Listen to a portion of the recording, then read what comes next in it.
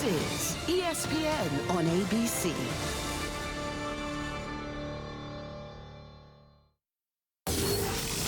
Welcome to the Dr. Pepper Championship Drive Game of the Week. ESPN's afternoon college football is presented by Tums Gummy Bites. Breakfast at Boone Pickens Stadium in Stillwater. Only 3 hours apart, yet meeting for the first time in over 40 years as 16th-ranked Oklahoma State takes on Arkansas in a potential playoff ramification game in the new 12-team field. And welcome to the booth, Dave Pasch alongside Dusty Dvorak. We'll check in with Taylor McGregor here in a little bit. No coach speak whatsoever, Dusty, in our meetings yesterday with the two head coaches.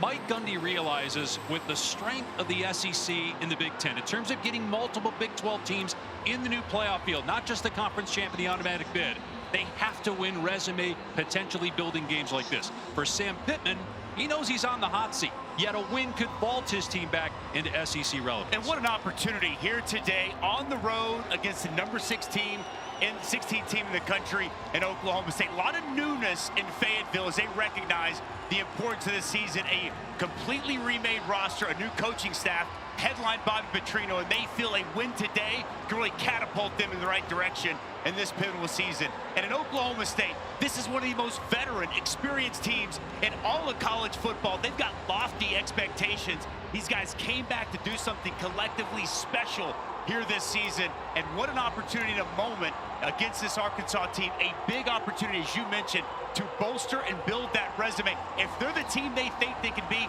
they win games like today against Arkansas. And we've got one of the best players in the country on display. Leading rusher from a year ago, Heisman candidate in 2024, and Ollie Gordon. He's a special football player, and there's a few traits like his patience allows his blocks to set up in front of him, and when he sees the hole, the burst through is simply exceptional. His ability to have vision and see the open hole. As they get going in their zone game, he'll work to one side, see the cutback, and hit it downhill right now. Watch out for that vicious stiff arm as well. And then few people in college football break tackles the way Ollie Gordon does.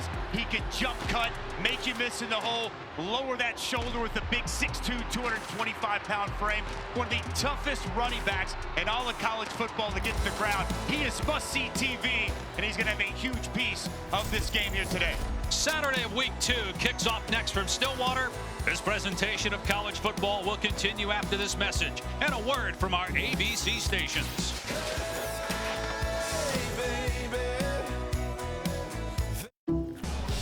You're watching the Big 12 on ESPN. From Stillwater, Oklahoma, a little bit of a cold front coming in. Temperature around 70 degrees and windy at kickoff. Sam Pittman, just 5 wins against ranked teams in 4+ seasons. We'll see if he can get one today. With more on the Razorbacks, here's Taylor. Dave, when Bobby Petrino first met with quarterback Taylon Green, he told him, "You remind me of a young Lamar Jackson, someone who's incredibly gifted with his legs, but whose arm talent could get him alone to the NFL." He then told Taylon, "Listen, you're athletic, but I want people to talk about your passing. And if you come to Arkansas, I will help you improve as a passer." The two decided that morning during a breakfast in Boise that they wanted to be in partnership together. They have worked tirelessly through the last 8 months to grow Green as an overall quarterback, and he will get his first real test today to see how much that offseason work will pay off. And Taylor, he really hasn't played in an environment like this. It's loud. You're basically backed up to the wall if you're a player to all the Oklahoma State fans, and it's packed for this game. Razorbacks won the toss and deferred, so we will not see Taylon Green just yet. We will see Ollie Gordon, the outstanding Heisman Trophy candidate, running back in just a moment. We're underway from Stillwater. 11 a.m. local kick. It'll be a touchback. And the Cowboys will start on their 25-yard line. Well, the last time a running back won the Heisman Trophy was Derrick Henry back in 2015. You look also at the numbers during Reggie Bush and Mark Ingram's Heisman Trophy candidate seasons to Ollie Gordon's season of a year ago. And remember, Gordon, most of those numbers came in the last 10 games, so pretty comparable to Bush and Ingram. Derrick Henry obviously had a running back season like none other in 2015 at Alabama. And interestingly enough, talking with Travis Williams, Arkansas defensive coordinator, said Ollie Gordon reminds him of Derrick Henry. It's going to be a pass play on first down. Nice adjustment by Stribling to make the catch. Alan Bowman, now in his 7th season in college football, had a 600-yard passing game 6 years ago, but again, that was not in high school. That was at Texas Tech, and moved on to Michigan from there. Now in his 2nd year with Oklahoma State. A gain of 6 on first down. Bowman throwing again and complete across the middle out to the 42. Big Rashad Owens, who had 63 catches a year ago. RPO game going to be a big part of what you'll see today from Oklahoma State, and it's what you have to ask yourself defensively playing Oklahoma State. Do we load up to take away Ollie Gordon? If they do, excellent targets outside and a quarterback in Alan Bowman that can distribute the football. Bowman got his undergraduate degree from Tech, got his master's at Michigan. Ollie Gordon's first touch of the day, bottled up after a short gain. Oklahoma State will take that. Just 2 yards there. Cam Ball on the stop.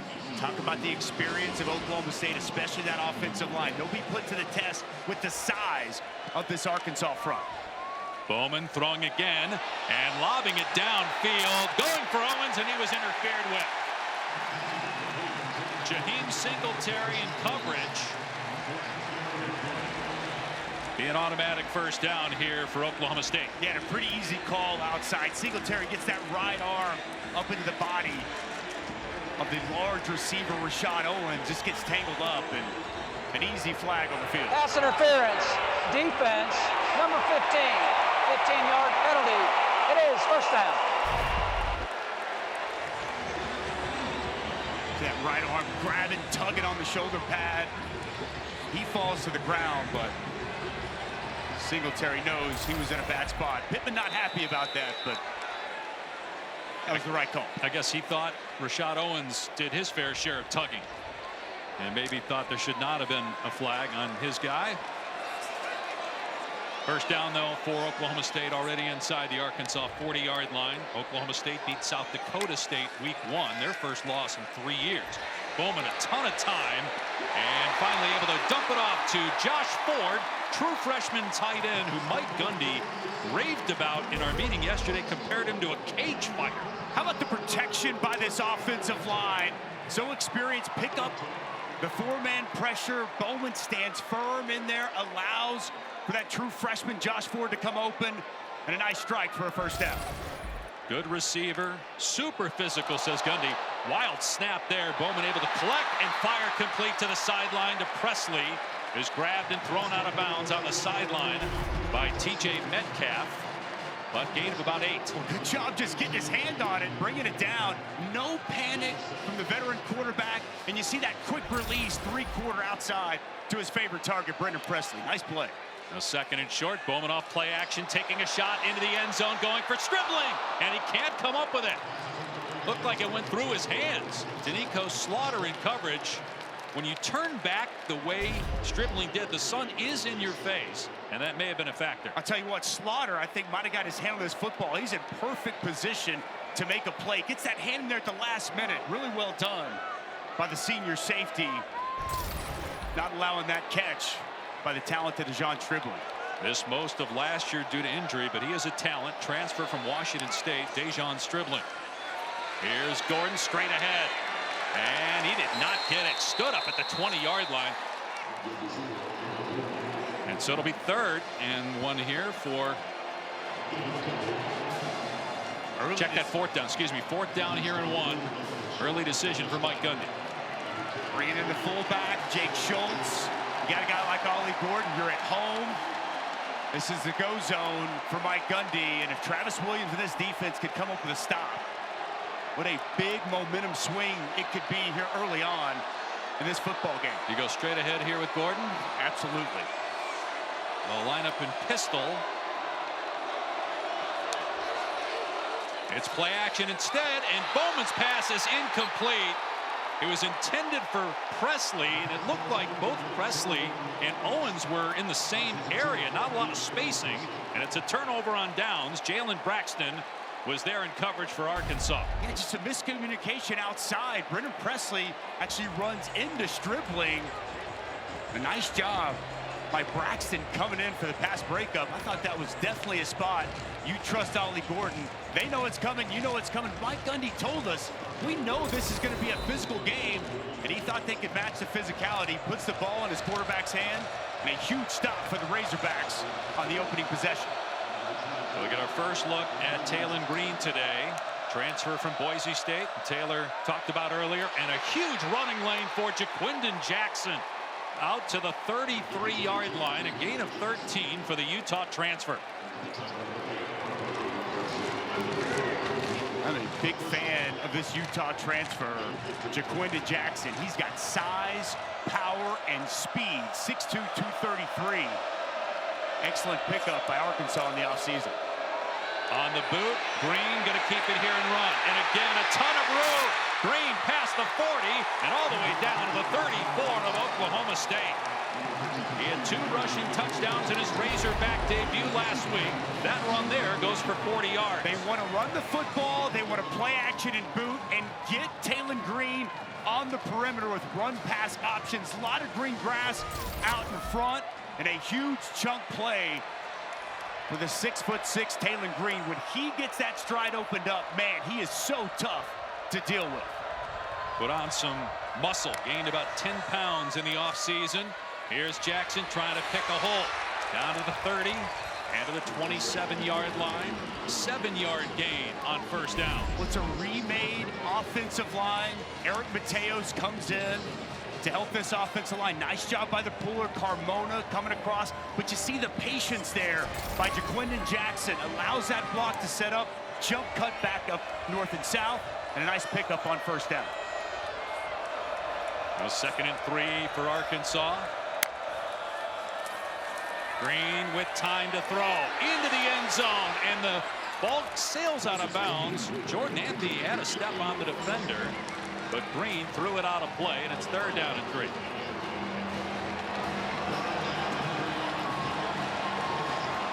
I mentioned the 2 rushing touchdowns for Green last week. He also threw for 2 scores. They'll put it in his hands here on 3rd down and 3. Obviously, we just saw it, with his running ability, there are options with him at quarterback. Run a lot of read zone here. Taylon Green really good at the mesh. Instead, he'll throw it. Pressure up the middle. Down he goes. Sacked and maybe out of field goal range back at the 36-yard line. Jeff Robertson, who made his first career start last week with the takedown and a loss of 9. With timely pressure here by Nardo. Opens wide up for Robertson, and he's able to get home. Breakdown in protection. No one identifies the linebacker, and a huge stop for this Oklahoma State defense on 3rd down. And so from here, it would be about a 54-yard field goal attempt.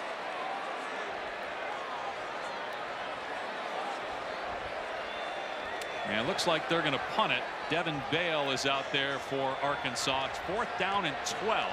So Brennan Presley jogs onto the field now for Oklahoma State as a returner. And there's a penalty marker down. Cowboys may have had too many men on the field. Delay a game on the offense. 5-yard penalty. 4th down. Oklahoma State was dangerously close at one point in that sequence to having too many men on the field. If Arkansas had snapped the ball, it still would have made it 4th and 7, but maybe would have put them in a position to try a long field goal. But because of the delay of game, it actually ends up helping Devin Bale a little bit, trying to pin the Cowboys deep inside the 10-yard line. So first punt for Arkansas this year. Last week in their win over Arkansas Pine Bluff, they scored touchdowns on all 10 of their possessions. An excellent punt that time by Devin Bale as Arkansas downs it at the 1-yard line. Tyrone Broden down there to catch it at the 1. No score early on in Stillwater. Let's take a look at some of the defensive players that have been making plays today. Dusty's defensive dudes, Landon Jackson, all 6'7", 280, and Nick Martin, a tackling machine. Preseason All-Conference, preseason All-Americans. They'll be all over the field today. And interestingly enough, high school teammates meeting up here today in Stillwater. In Texarkana, Texas, is on first down from inside the 1. It's a quarterback sneak from Bowman. They ran 8 plays on their opening drive, and they threw it 6 times. Only 2 carries for Heisman Trophy candidate Ollie Gordon. In fact, they threw it on 4th down and did not convert. See if they try to pound it here. They got Jake Schultz in again at fullback. On 2nd and 8, a little bit of breathing room now, and Bowman will throw from his end zone, and he's going deep, and the ball is overthrown and incomplete. Trying to hit Stribling as we check in with Taylor. Be more physical with number 40. That is what Oklahoma State O-line coach Charlie Dickey was telling his line after that first series. Number 40, of course, referring to Landon Jackson, the edge rusher for Arkansas. They want to see more physicality, which, talking to both coaches this week, they knew this game would be more physical, and they're calling for it early here, Dave. It's a great report there, Taylor, and there's no doubt this game will be about physicality. That offensive line and dealing with Landon Jackson is going to be a huge key all throughout this ball game. Bowman to throw middle of his end zone on 3rd and long, and it's off target. He was trying to hit Presley, and so now Oklahoma State will have to punt from the back of its end zone. Arkansas's defense has only given up 1 3rd down so far this year. And there was time, wasn't under pressure, just a misfire outside on the perimeter. Coupled there from Alan Bowman. He was so good in the opener against South Dakota State. And when the Jackrabbits came in, they played very tough, as they expected, back-to-back FCS championships. But Bowman off a little bit here on the 2nd possession. Let's see if Arkansas comes after the punter. No, they set up for the return, and it's a short kick. Satania is leveled by his own guy, so therefore no catch interference. TJ Metcalf. Cross Johnson actually was the guy that ran right into Satania. Satania did well to hang on to the ball. Call that friendly fire, Dave. Taken out by his own man. So Arkansas still starting in Oklahoma State territory at the 45-yard line.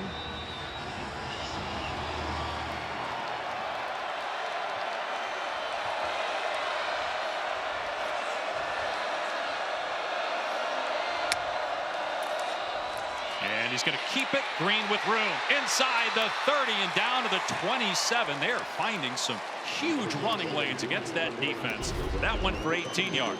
Well, it's a nice job by the center getting up. Addison Nichols getting up on the linebacker. Kendall Daniels securing the middle of that field. For quarterback run game up the middle, well executed by Taylor Green. Jaquindon Jackson now, and no running room that time. Thrown down by Xavier Ross at the point of attack. And talking with Brian Nardo, the defensive coordinator for Oklahoma State yesterday, you could sense he was a little nervous about the physicality of Arkansas. There were some rush lanes open last week.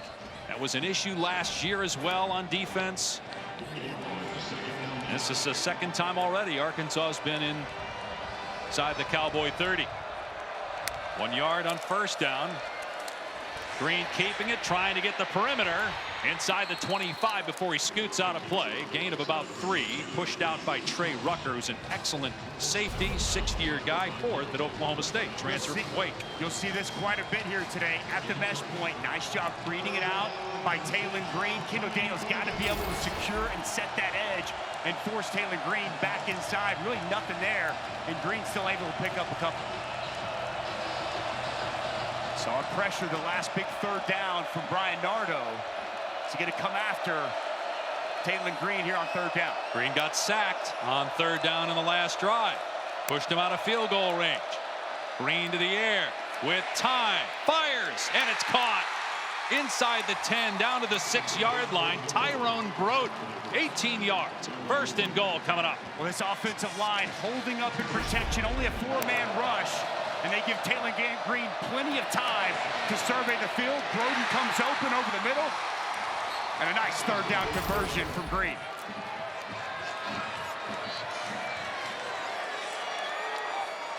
First and goal on the 6.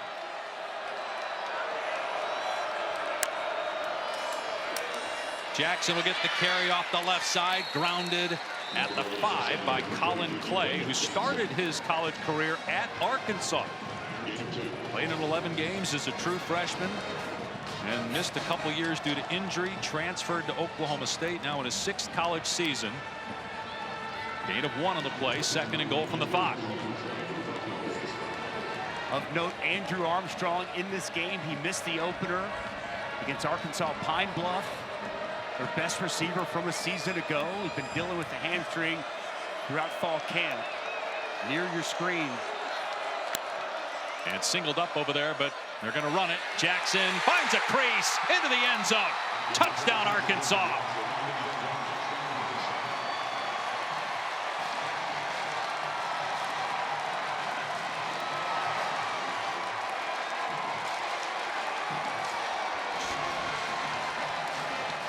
Third rushing touchdown of the season for Jaquindon Jackson, who came out of high school as a quarterback, went to Texas, transferred to Utah, was the backup quarterback there, then moved to running back, and really comfortable in that position. We saw it at Utah, and off to a great start with the Razorbacks. Ramsey on for the point after. 7-0 Arkansas.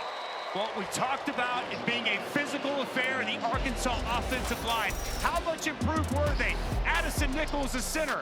Amarion Harris, the left guard. Big push, big movement, and a big touchdown for the Hogs. Hey. ABC College Football is presented by Tums Gummy Bites. Get fast relief of occasional heartburn. Use as directed. And in part by Bank of America. What would you like the power to do?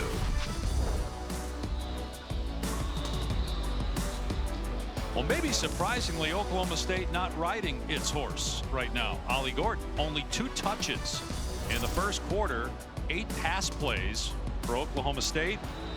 Something to keep an eye on. So a little bit of a surprise attack. We'll see now that Oklahoma State's trailing, and after it had a failed 4th down and punted on his last possession, they go back to their bread and butter and run Gordon. This will be a touchback, and so Cowboys will start on their 25-yard line. Well, it's a big game in Big 12 country, and a lot of big games across the landscape this weekend in the Big 12. Kansas State's over at Tulane today. Cincinnati Pitt, I think that Kansas-Illinois game, very intriguing. The Cy-Hawk Trophy as well. BYU got a big win last night at SMU. Big 12 wants to bolster that resume. In some of these non-conference matchups, a huge opportunity today for them to be able to do that. First down on the 25, and Gordon does get the carry here and just picks up a couple before he's wrapped up. Well, Mike Gundy mentioned to us yesterday he does not see a lot of bubble teams in the Big 12 because of the strength of the Big 10 and the SEC. If you're a conference champion in the Power 4, you get an automatic bid. As Bowman throws on 2nd down and coming back to get the ball and make the catch for a first down out to the 39-yard line is Talon Shetron. But games like this are huge in terms of improving your resume should you have to rely on an at-large bid in this expanded 12-team playoff. Bowman tripped up by Cam Ball. No gain on the play. Got to take advantage when the opportunity presents itself. An SEC team coming into your backyard. Mike Gundy made no bones about it. It's a big game. Another pass play. Bowman setting up, and that ball is thrown high, intended for Shetron. Incomplete. It brings up 3rd down and long. That's just a little bit off the mark for Alan Bowman. Thought that was one that Shetron would be able to come down with. Looked almost as if he extended. He kind of slipped there. Now setting up a 3rd and long situation for the Cowboys.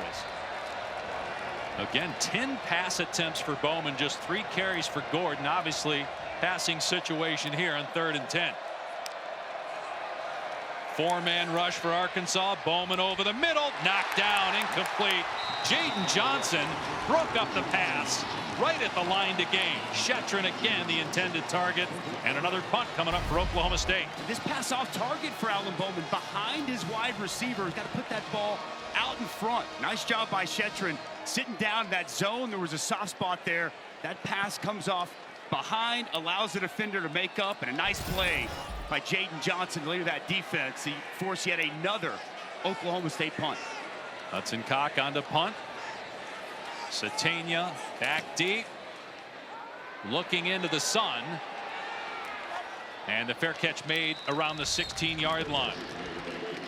It's early, but fans a little nervous and very quiet here in Stillwater. Down 7-0 to Arkansas.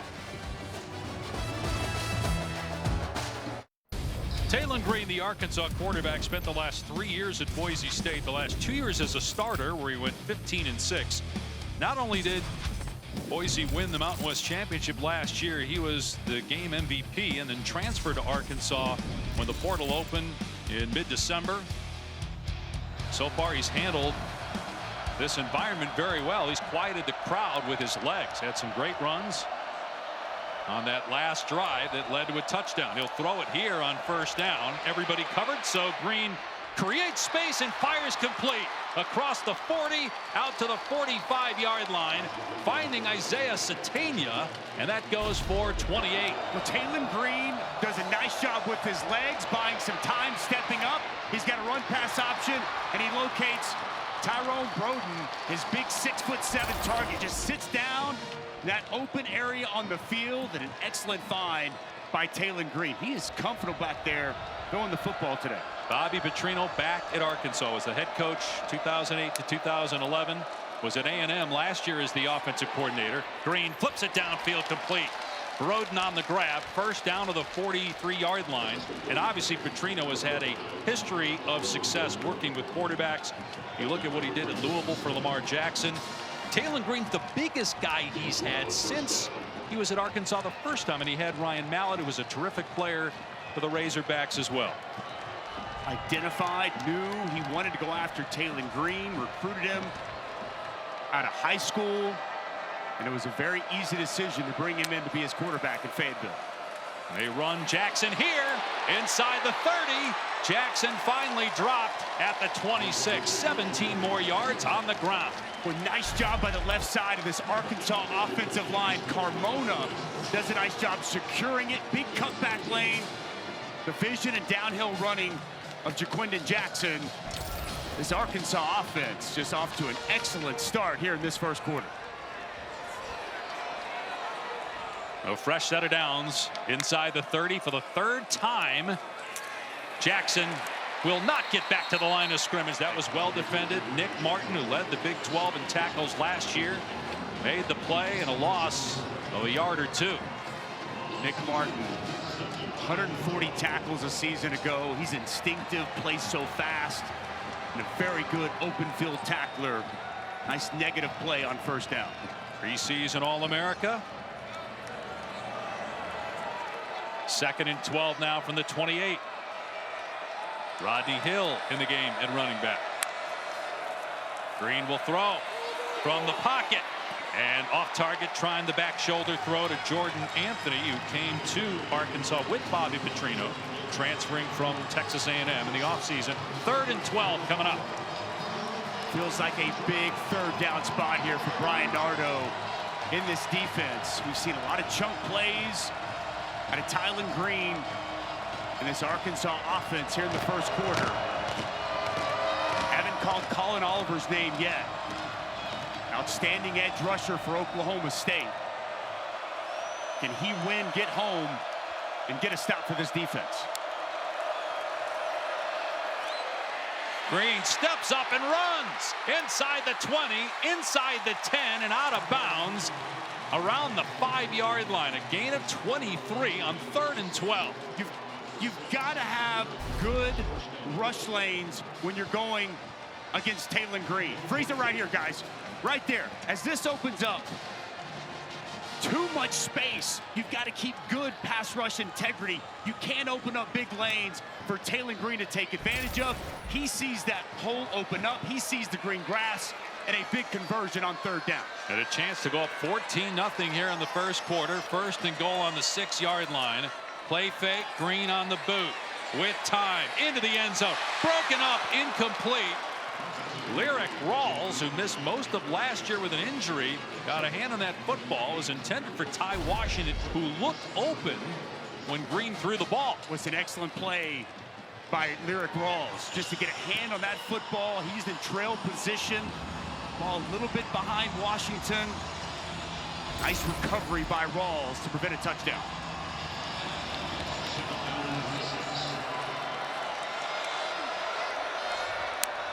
On 2nd and goal, it'll be a run. Jackson straight ahead into the end zone. Touchdown. Jaquindon Jackson hits pay dirt for the 2nd time already.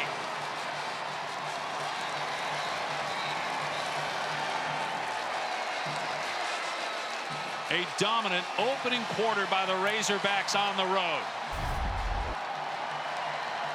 Just good blocking up front. Inside, hat on a hat.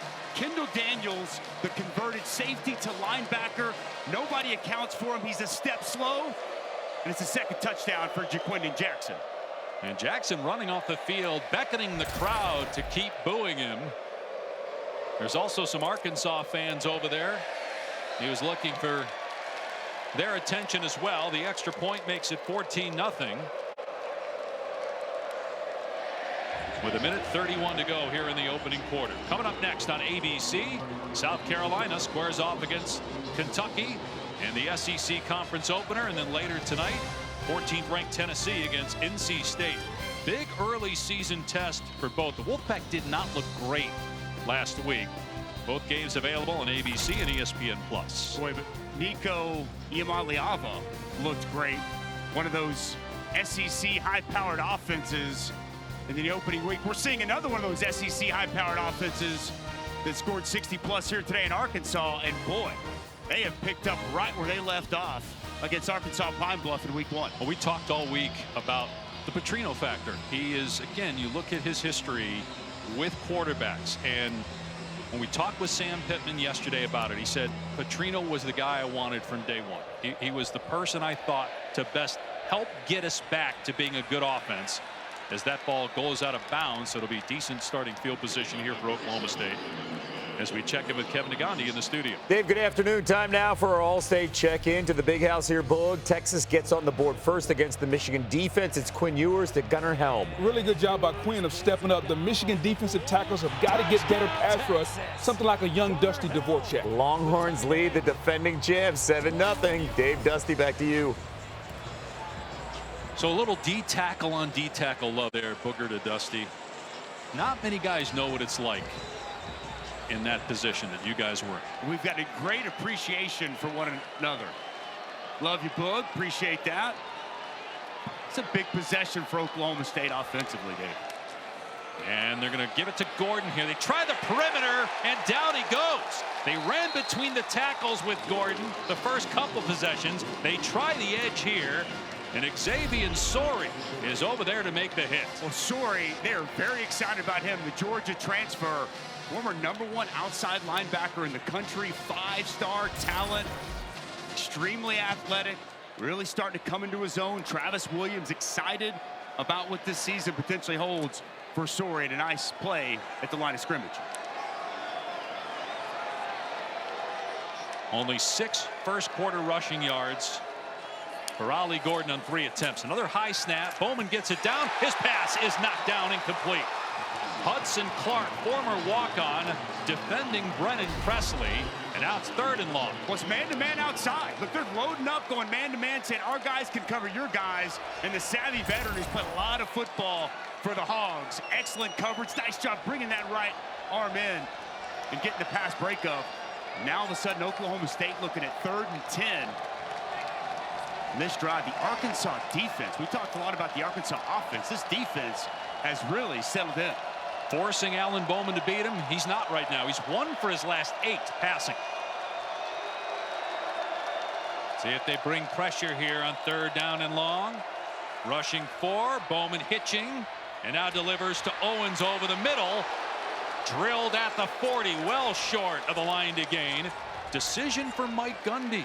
It's early. It's still the first quarter. 4th and 5. They get plenty. You can't give this Arkansas offense that you have not been able to stop yet a short field. I think you punt it, you play the field positions, had a long ball game. Ain't too early on your own 40 to go for it at 4th and 5. He will not have to make that decision, it looks like right now, based on the play clock, game clock. How about this Arkansas defense, though? Jaden Johnson right there in the hip of Rashad Owens. And Rashad Owens, a big body receiver, gets him to the ground immediately. I don't know what the hang-up is here, Dave. Yeah, not sure why the play clock didn't start. It started now, but he's not going to have to snap it. But he's going to punt.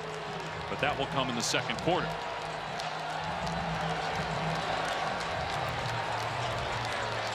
Well, it looks like Oklahoma State trying to punt it before the end of the quarter. But he did not snap it in time. Arkansas with one of its best quarters we've seen against a good team in a long time. This presentation of college football continues after this message and a word from our ABC stations.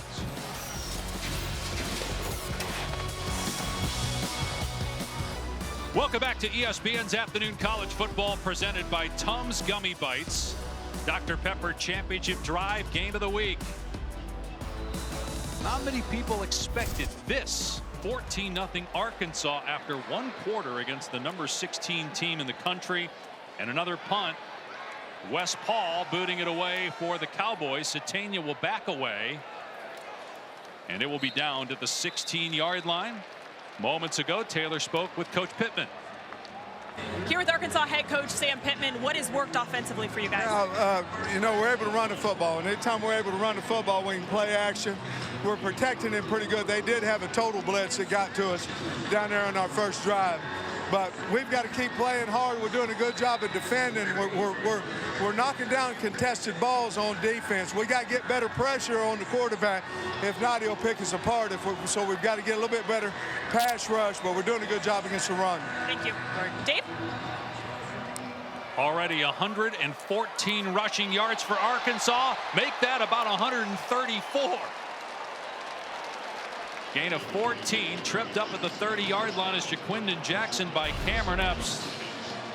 What's good push and good movement and the nice cutback lane. We talked about the vision of Ollie Gordon from the onset. We're seeing the vision of Jaquindon Jackson. And when you run that zone and you get that movement of the defensive line up front, cutback lanes open up. And Arkansas is just gashing this front of the Cowboys. You see Jackson there being tended to, a little shaken up. Rodney Hill in the game. Play action. Green dumps it off at the last second before he's hit. That's going to lose yardage. Hill made the catch, but a loss of a couple on the play. Colin Oliver finally got some pressure. First time we've called his name this afternoon. They've got to get Colin Oliver going. Move him last year was more of a second-level linebacker exclusively. At or around the line of scrimmage, doing what he does best, creating disruption, pressuring quarterbacks. It's interesting they had Satania lined up in the backfield, but that was just smoke and mirrors to get him on the perimeter with motion.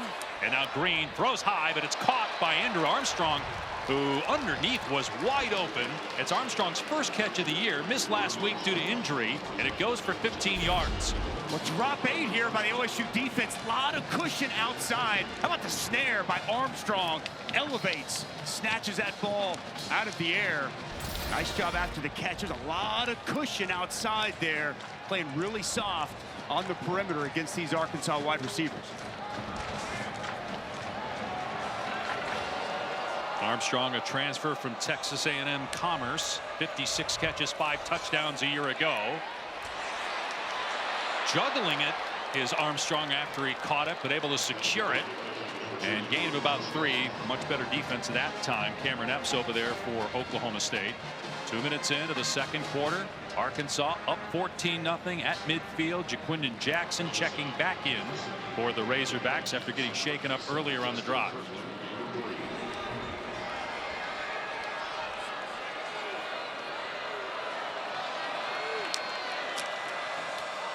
Jackson straight ahead. He gets drilled at the point of attack. No gain on the play. Kendall Daniels, who bulked up, went from safety to linebacker, stuck his face in there. Nice job by Daniels. Unaccounted for. Saw on that last touchdown run, he was late to go. Nice job making that play right around the line of scrimmage. And for Brian Nardo, this defense on their heels right now. Got to come up with a stop. Taylon Green's mobility, as we've seen several times here today, something you got to be mindful of as a front. They bring pressure.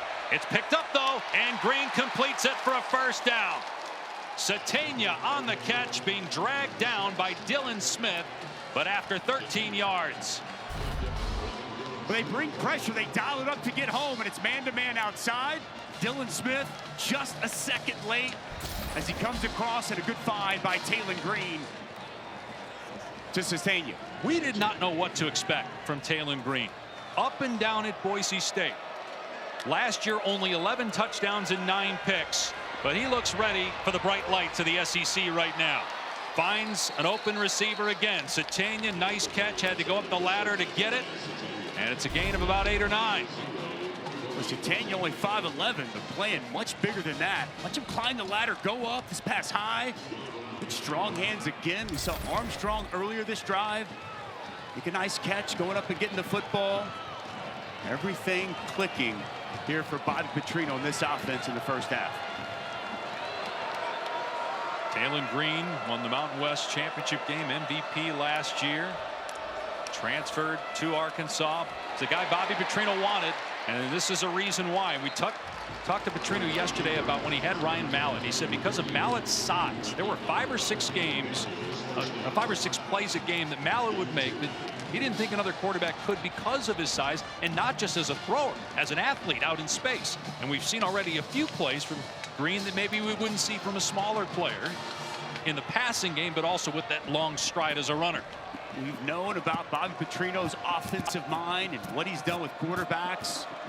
Taylon Green was good at Boise State. This is the best version we've seen of Taylon Green in college football. Off play action, looking deep, instead in trouble, running backwards now. Green on the move still, and then throws into the end zone. Oh, through the hands of an open receiver. Broden incomplete. How about the arm strength of Taylon Green? Looked live like that should have been a touchdown. Pressure in his face immediately. Feels that pressure. Buys himself some time, retreats. And as he rolls, keeps those eyes down the field. And, well, this pass really caught by Tyrone Broden. Job by Dylan Smith to stay with him the entire time. Well, that pass was right through his hands. And now it's 2nd and 10. Rodney Hill in the game at running back. Green keeps it. And Green mauled at the 29. Trey Rucker comes flying in there to make the play. So a short gain, maybe 2. Well, Trey Rucker will fly downhill and come make a play. Comes in out of your screen off the edge. You see Taylon Green, it's a wizard with that ball inside. The mesh point keeps it, but Trey Rucker, 15 tackles a week ago, coming up with a nice physical tackle on the quarterback.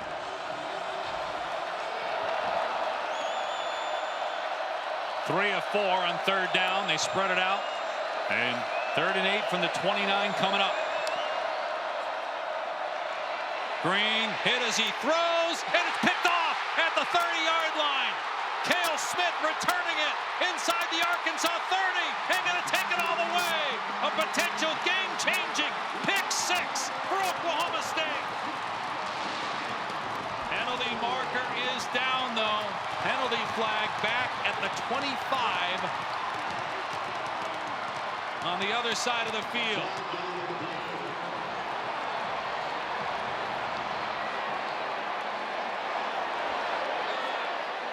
And it looks like it's coming back. The result of the play is a touchdown. Offensive pass interference. Number 4. A penalty is declined. The result of the play is a touchdown. Arkansas is in disbelief. Sam Pittman's on the field screaming at an official. All the players assumed it was on the defense. They were back at the other 30-yard line. But it's an offensive penalty, and Oklahoma State's right back in the game with a Cale Smith, who went to the same high school as Mike Gundy in Oklahoma City.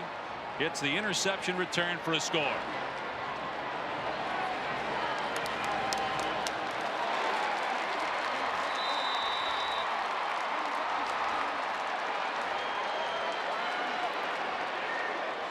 Logan Ward on for the extra point.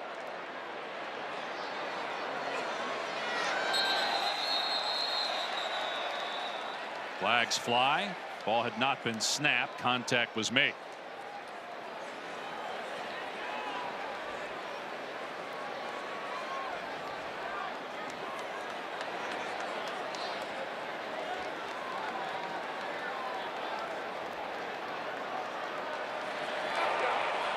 False start. On the offense, it's the left guard. 5-yard penalty. Retry. Okay, so move it back 5 yards. For the 220-pound place kicker Logan Ward. What a huge change of momentum for Mike Gundy's team. Cale Smith, after the pressure from Oliver, ball fluttered, picked off, and returned for a score, and it's 14-7. Well, we talked about it earlier. Colin Oliver, their best edge rusher. Sometimes you just got to win. Coming off the edge, watch the dip as he gets to Taylor Green with the big hit. Dip that edge, get to the quarterback, and it's Cale Smith with the gift in his hands, picking them up, putting them down. 6 on the board for the Pokes. We got action and a big matchup here in Stillwater.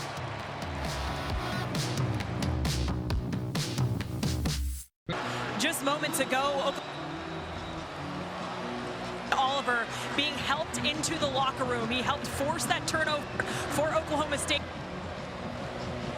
Dave. All right, little trouble there with Taylor's mic, but you saw the pictures there of Oliver hobbling off after that interception return for a touchdown that he forced. Built for success, presented by Ram Trucks. Big hit on the quarterback, and what a play by Cale Smith. Takes it to the house, completely flips and changes this football game. This defense needed a big play. They came up with a big play to get the Pokes back in this ball game. But boy, Colin Oliver's status, his health, going to be a real key as this game progresses. He is, we got Nick Martin, who's an excellent linebacker, but man, up front, the ability to create those negative plays, to get pressure on the quarterback. Few do it better than Colin Oliver. 3-time All Big 12, 5th all-time at Oklahoma State in sacks. Swing pass on first down, Hill, and good tackle in the open field at the 27-yard line.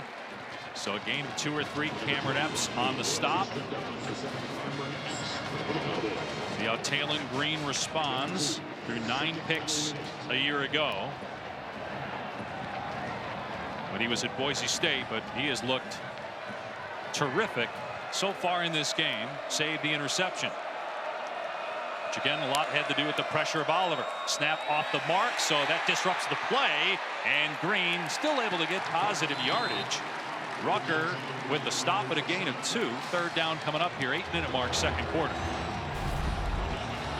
With Obi Ezigbo coming off the edge. We've seen him a couple of times. Maybe he's going to be that guy that can create that penetration, attacking that play right at the mesh point. Taylor Green makes the smart play.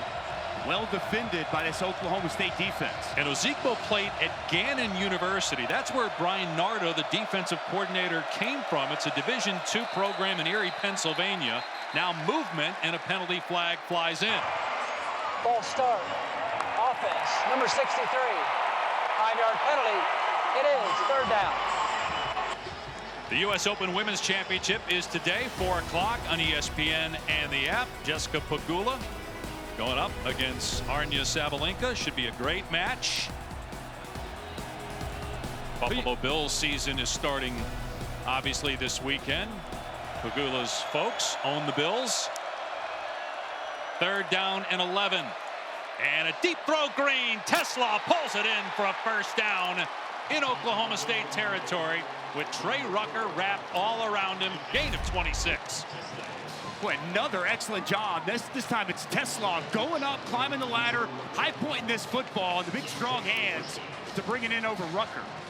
He had Satania underneath. I thought he was going to go that route to pick up the 1st down. Fires that thing on that deep crossing route. And a big pickup to move the chains. 1st down at the 45-yard line. They've been living in Oklahoma State territory throughout the game. Jackson on the cutback. 1st down, and then finishes the run, but fumbled the ball. Loses the ball after running into a defender, Dylan Smith. They're battling for it under the pile.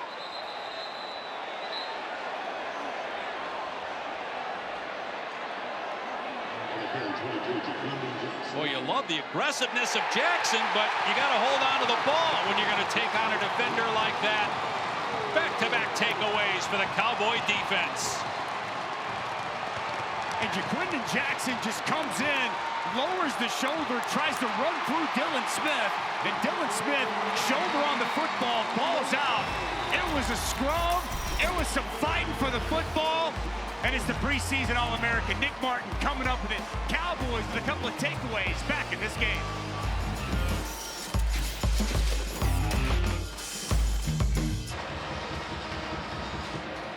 So this play under review. Let's bring in our rules expert, Bill Lamagna. Bill, what'd you see?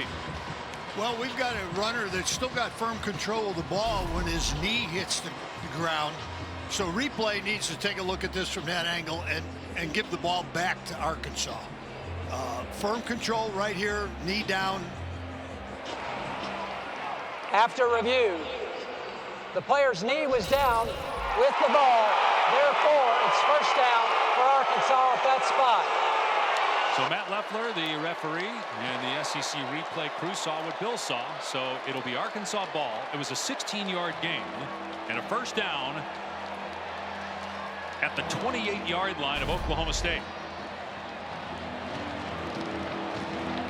And it's the right call. Knee definitely down, still firm control of the football. Jackson going through Dylan Smith. As he started coming back up off the ground, looked like Smith, part of his body got on the football. Ball comes out. Disaster avoided for Arkansas. And yet another big chunk run for this Hogs rushing attack. Green on the boot. Again, been very successful throwing on the run. Andrew Armstrong on the catch. Armstrong down to the 11, 17 yards. Again, getting Green on the perimeter. And Love will play action boot, get him on the perimeter. At 6'6", he can survey the field. Armstrong just running away from man-to-man coverage. Jacoby Hilton, easy pitch and catch. Here's Jaquindon Jackson. Back to the line of scrimmage, and that's it. Stacked up. No gain on the play. Ezekbo in there again. Rucker as well. Arkansas 11 for its last 11 in the red zone with touchdowns. Again, almost all that came last week against Arkansas Pine Bluff. So take it with a grain of salt, but Sam Pittman will just take it, period. Because the offense at times last year really struggled in a lot of close games, especially in the red zone. Not so far this year. Checking the play at the line of scrimmage. Jackson with room to the 5, to the end zone, his 3rd touchdown.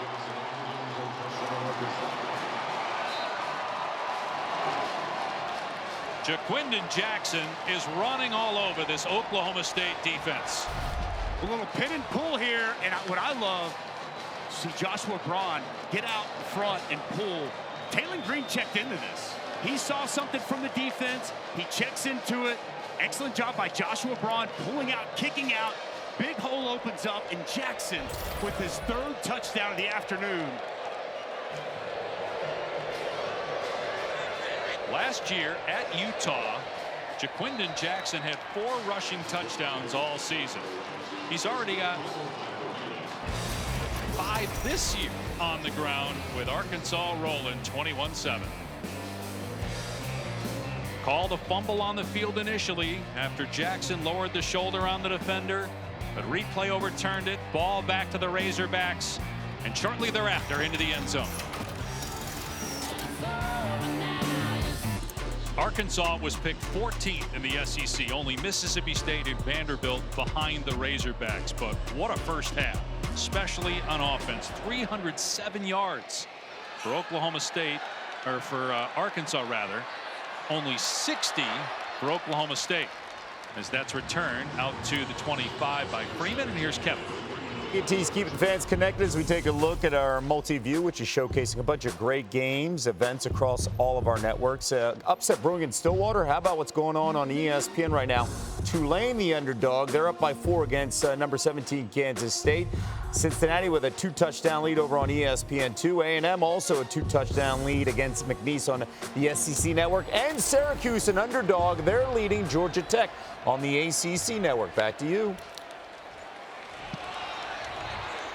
Here's Ollie Gordon, only his 5th carry of the game, and he's got 7 yards. That goes for 1. Let's get an injury update now from Taylor. Dave, just moments ago, we showed you Colin Oliver, Oklahoma State's best defensive player, being helped off the field. He is currently getting x-rays on his lower right leg. We will keep you updated when we know more.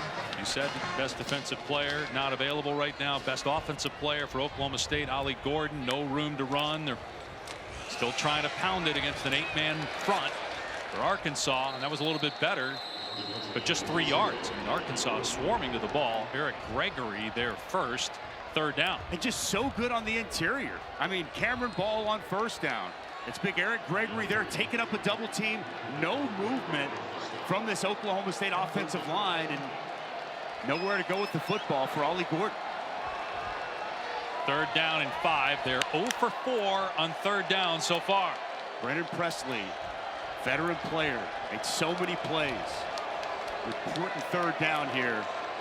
An important drive for Oklahoma State here to close out this half. There's so much hype. We got to Stillwater. Everybody talking about how loud this stadium's going to be. It has been quiet. We've never seen it this quiet in the games we've done over the years here. No play. There was a whistle before the snap.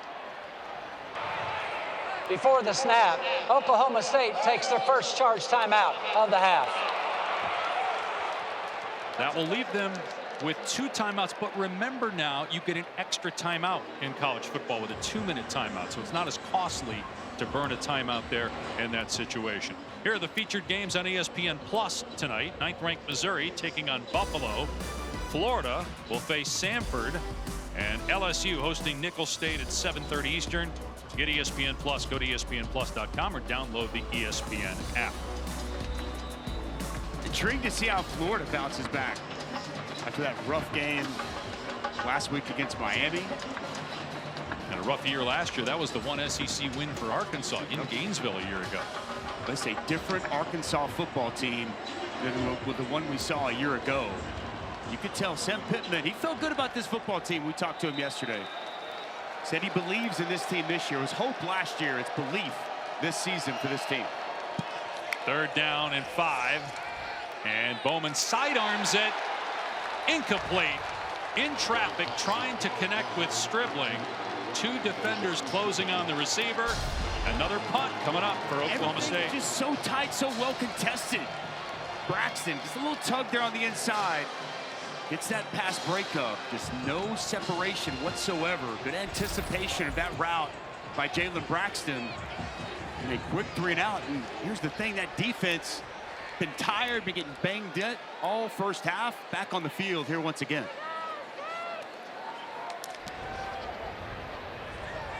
End over end. Satania under it, and the fair catch made at the 30-yard line. I love what you said about Sam Pittman, our conversation with him yesterday. You could tell there was confidence. He said, I think I know what's going to happen tomorrow. I'm not going to tell you guys, but I think I know. And I'm guessing he envisioned this and the physicality of Arkansas on full display. They can do whatever they want right now. They're just leaning on that D-line. And this isn't surprising to Mike Gundy. He told us he expected a physical football game. He knew what Arkansas was going to come in and try to do. And the question was, how would his team stand up? He felt good about his football team, but the physicality in the trenches has been such a big advantage for this Arkansas team in this first half. Just domination along the front. They'll try to run it again. Jackson this time loses yardage. A rare negative play for Arkansas's rushing attack. Checking with Taylor. And Dusty, you mentioned the dominance of the trenches for Arkansas. Also pay attention to the way that the O-line is playing for Taylon Green. When I was talking to Sam Pittman before the game today, he said the leadership of Taylon Green has been a difference maker for this team. Gonna throw it here, taking a shot downfield, and it's out of bounds. Incomplete. Broden made the catch. Of course, the sideline saying he got a foot down, but the official says no. Kobe Hilton stride for stride, giving up a lot of size to Broden. Did he get that foot in? Well, that was close. I think by the time the ball arrived, that's right. Foot was up and out of bounds. But going back to Taylor's point, Sam Pittman reiterated to us yesterday about the leadership of Taylon Green. Said it took a couple weeks, but it became his team, not his offense, his team. He is the guy that the entire team looks to for leadership, and his best leadership has been in his play in this game. He got pressure up the middle that time, had to hurry that throw, and it's incomplete. It was Kendall Daniels that got to Green. And so it's 4th down and a rare Arkansas punt. Yeah, they needed to get a rush, needed to get the ball out of the hands of Taylon Green and to come right from the inside. Nice job winning inside. Not many Oklahoma State rushers have won so far today. And come on the pressure, just nice little dip, get to the quarterback. Taylon Green forced to get rid of that football. Much needed stop for the Pokes defense. Bail on to punt. And hits this one hard and deep. Backing up inside the 15-yard line and out of bounds. So not much for Presley on that return.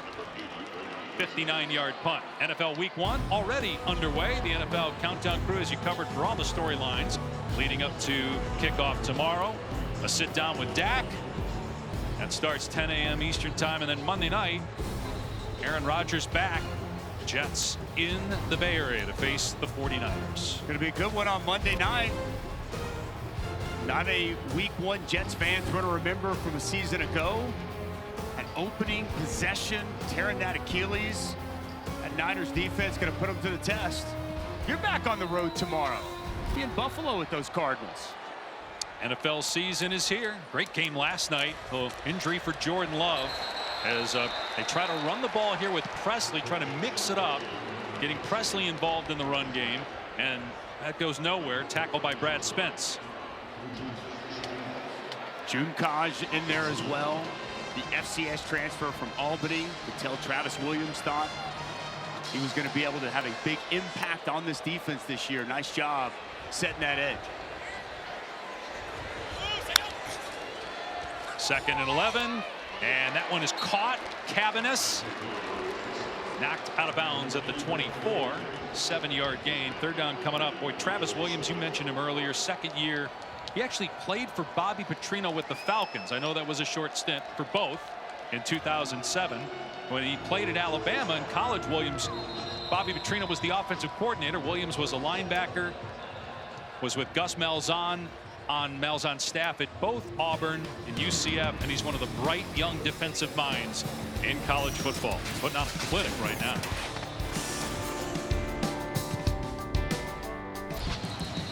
Got the Taco Bell Live Más student section all season long. Student sections across the country competing to be the Taco Bell Live Más student section of the year. Download the Taco Bell app to learn more. Dave Pasch, Dusty Dvorak, Taylor McGregor back here in Stillwater. Fans have not had a lot to cheer about, especially this quarter. No first downs in the 2nd quarter. In fact, the last one came at the 6-minute mark of the 1st, but they do get a conversion here on a pass to Stribling to the 30-yard line. They still have 2 timeouts. 1:55 on the clock. Smart by Stribling. Sits down in that open space, and a good find for Bowman.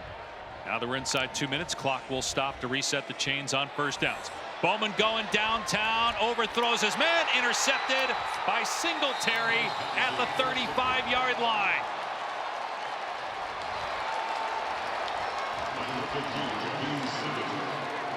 There's a lot of trust between Alan Bowman and his wide receivers.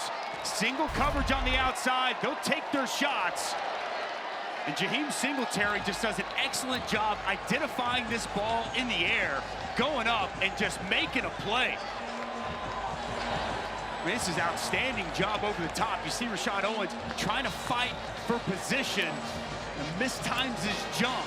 And it's Singletary with the takeaway. Now a chance for Arkansas to add more points to its lead before halftime. 1:38 left, 3 timeouts, leading 21-7.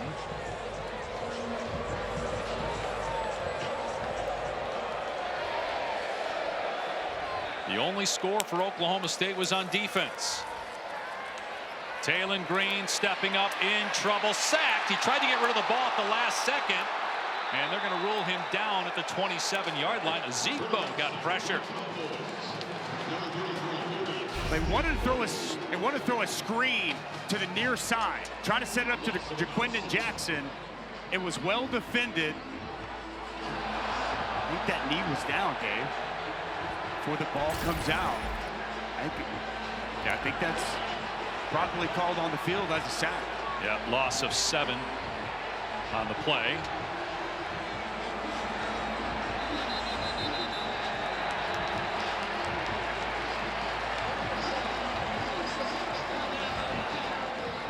All right, let's check in with Kevin in the studio. Dave, State Farm halftime report minutes away. Booger McFarland, Kevin Negandhi right now. And we got 5 teams in the top 25, trailing in this noon window.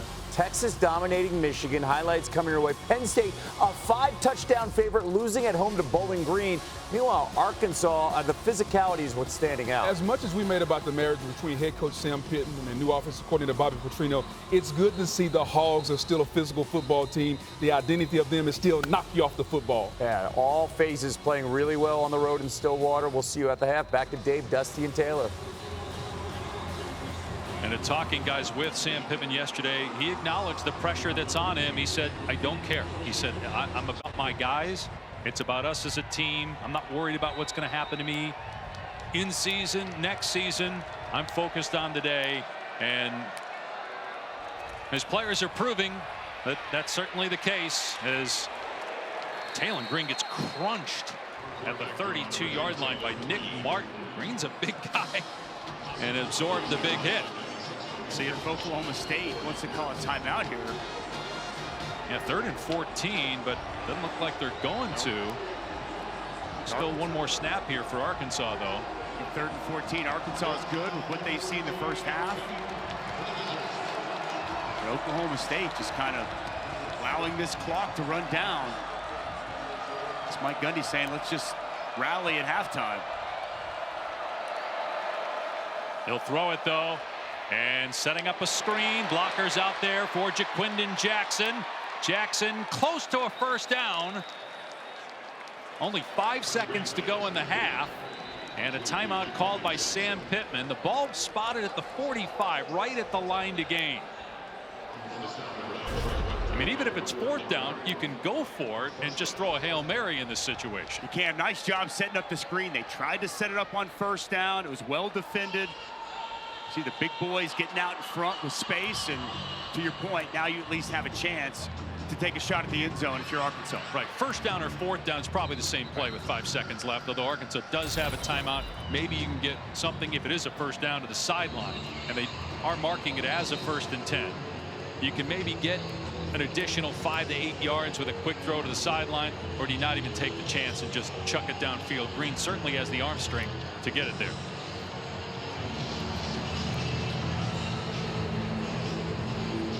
And Oklahoma State sending 5 defenders back near the goal line.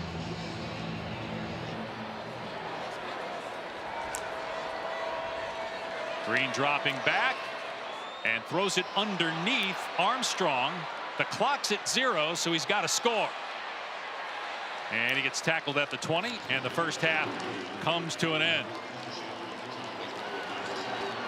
Arkansas dominating on the road in Stillwater, 21-7. On the other side of the break, it's the State Farm halftime report. Kevin DeGandhi, Booger McFarland.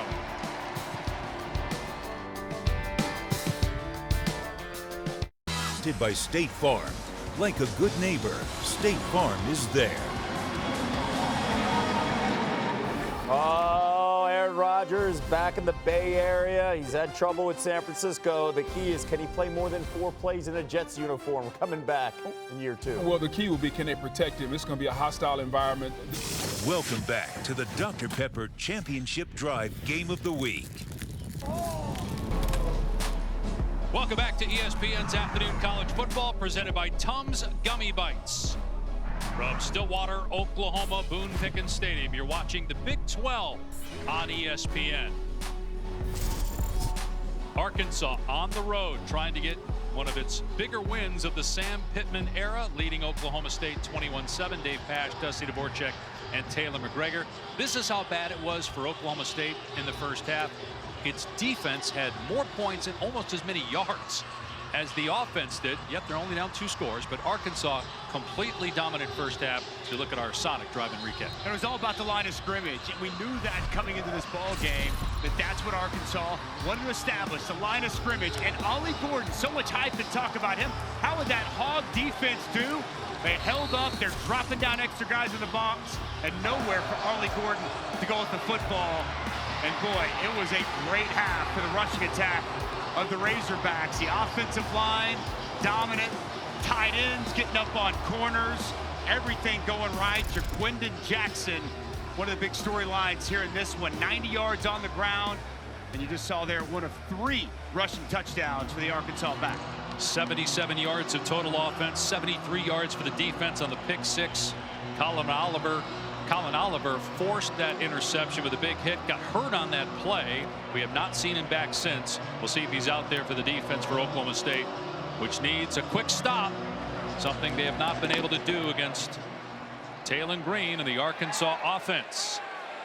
Satania returning it for the Razorbacks, and he gets absolutely pummeled at the 15-yard line. That's the start that Mike Gundy wanted to see. A little fire from the Cowboys on the kickoff team, coming down, a big hit delivered to try to set the tone this second half. Boasa Utu, a terrific special teams player, with the knockdown.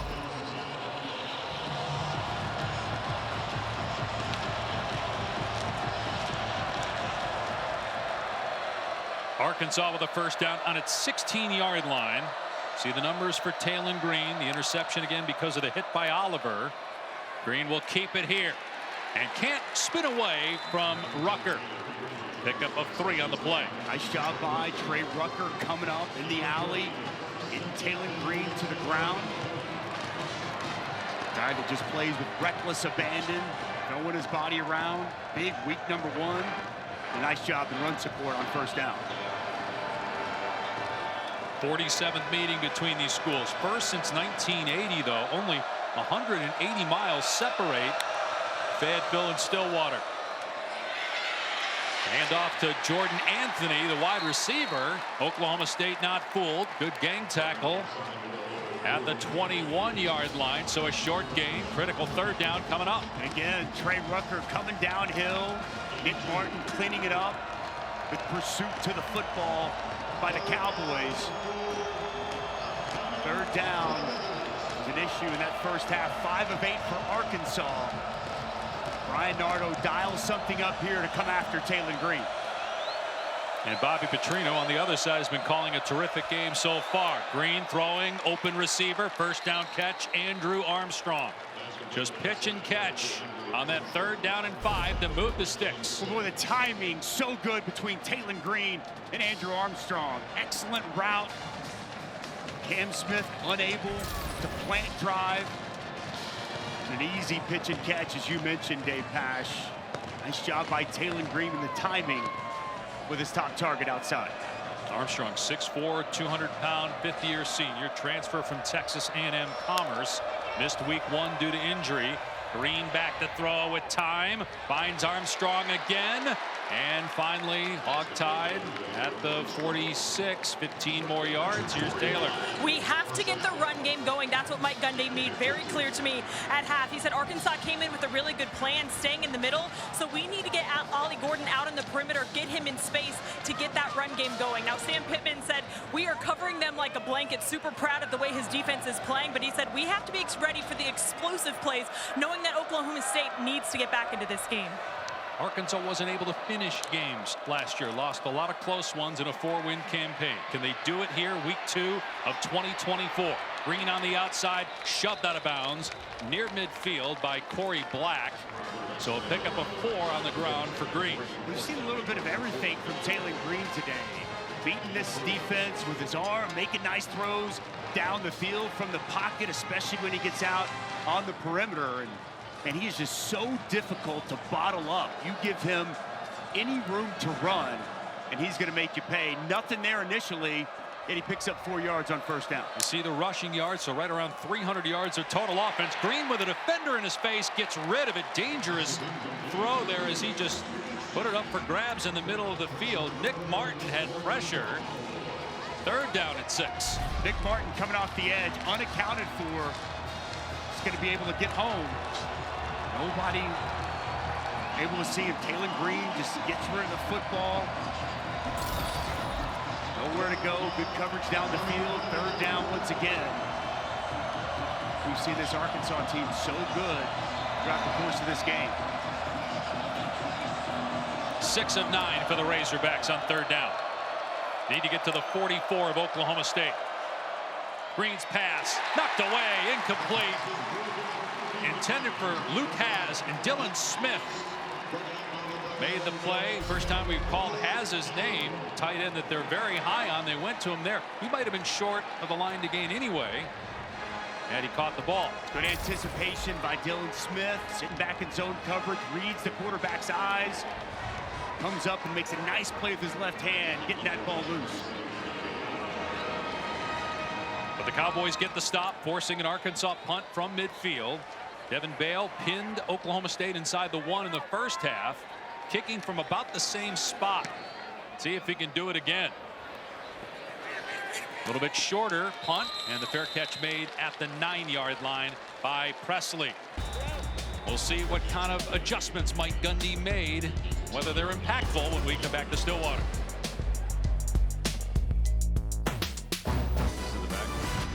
ABC College Football, presented by Tums Gummy Bites, is brought to you by Ram Trucks, built to serve.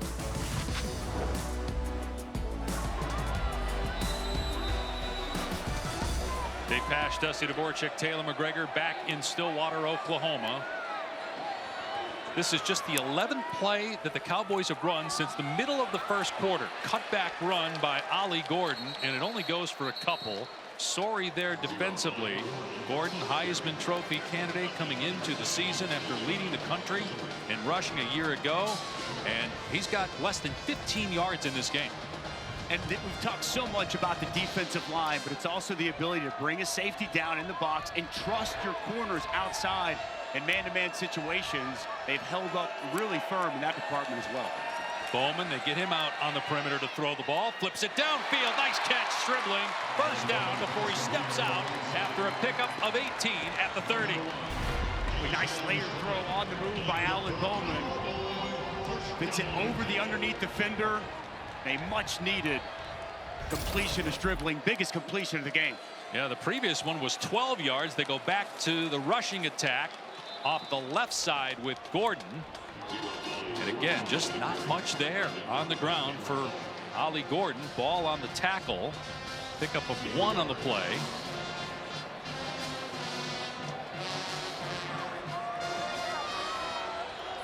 Oklahoma State going with tempo as usual. Bowman throwing, and a receiver coming back to the ball to make the catch for a first down at the 42. It's Rashad Owens, 10 yards there for Oklahoma State. A lot of cushion outside over there. Jaheim Singletary giving a lot of cushion. A nice find. Bowman to throw again, and he takes off here on the quarterback draw. Puts his head down and dives to the 47. Bowman, 24 years of age, in his 7th college season. He's engaged. He'll be married in March of 2025. Started his career at Texas Tech, then Michigan, now here in Stillwater. And he's starting to get cooking here. Finding Owens downfield, the 35-yard line of Arkansas. Best drive for the Cowboys since the early going. Utilizing tempo. They are going really fast. The deep dig route open there for Rashad Owens. Nice route, nice throw. In rhythm, Bowman to throw again. Presley on the catch. Another Oklahoma State first down. Gain of 12 to the 22. And Arkansas's defense tired out there. A lot of space. Guys aren't quite as quick in the secondary. They quick speed out from the slot by Brennan Presley. This offense rolling to start the second half. They'll let Bowman spin it again. Throwing it downfield into the end zone. Incomplete. Going for Stribling. Braxton in coverage. Just could not connect there. A lot of air underneath the ball. Excellent attempt there by Stribling. The full extension, unable to bring it in. Hard to tell if the ball hit the ground when you saw that ricochet and hit the leg of a defender, or whether that was a live ball potentially picked off. Sesi Valahi is in the game at running back. Instead, Bowman dropping it to his tight end, breaks a tackle, and finally out of bounds. Tyler Foster, former walk-on in Ohio. And they're going to say he stepped out just shy of the line to gain. Went out earlier at the 13. Still a pickup of 9. Nice job by Bowman selling that fake. Dumps it out to his tight end. Foster in the flats, and excellent after the catch. And by Law, he is the running back here in short yardage on 3rd down and 1.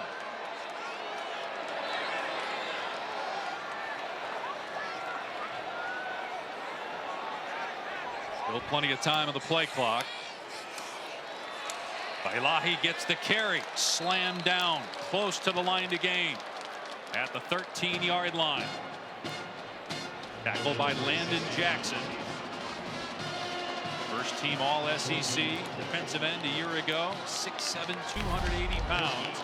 It's fourth down. Jackson made the stop. Oklahoma State going for it. And it is Bowman. A little push from Bailahi in the last second. Able to move the chains. They went for it in the red zone in the first quarter on fourth down. Didn't get it. They do here. See Ollie Gordon come back in. Oklahoma State on the move in the red zone. They like what they have from Sessi Bailahi, but they just the nose for the end zone. 21 touchdowns a year ago, 3 in the opener for Ollie Gordon. 12th play of the drive for Oklahoma State. Midway point of the third quarter, and a fresh set of downs. Bowman to throw from the pocket over the middle. Presley on the catch, thrown down by Sori. The fans didn't like the tackle, but it did look like there was a face mask. Gain of about 3. That spun around after Sori grabbed up top. I was not able to see if it was on the face mask. No, grabbed it by the shoulder pad. It looked like it from the side, the way he whipped down. Ollie Gordon back in the game here, Dusty, for 2nd and 8 at the 9-yard line. Play 13 of this drive. Big personnel tight end, fullback in the game for the Cowboys. I like to play action out of this as well. Here's a fade to the end zone, and it is caught. Presley, a huge grab. Oklahoma State back within a score.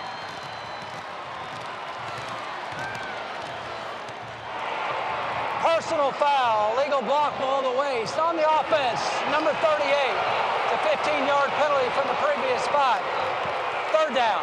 So Jake Schultz with a costly penalty take the points off the board and back up the Cowboys.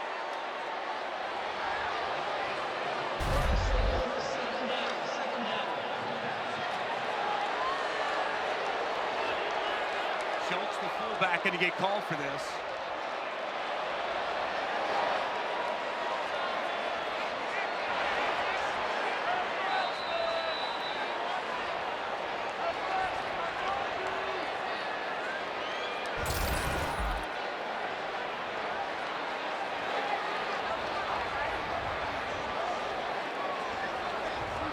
So it's 2nd down and 23, back at the 24-yard line after the Schultz penalty.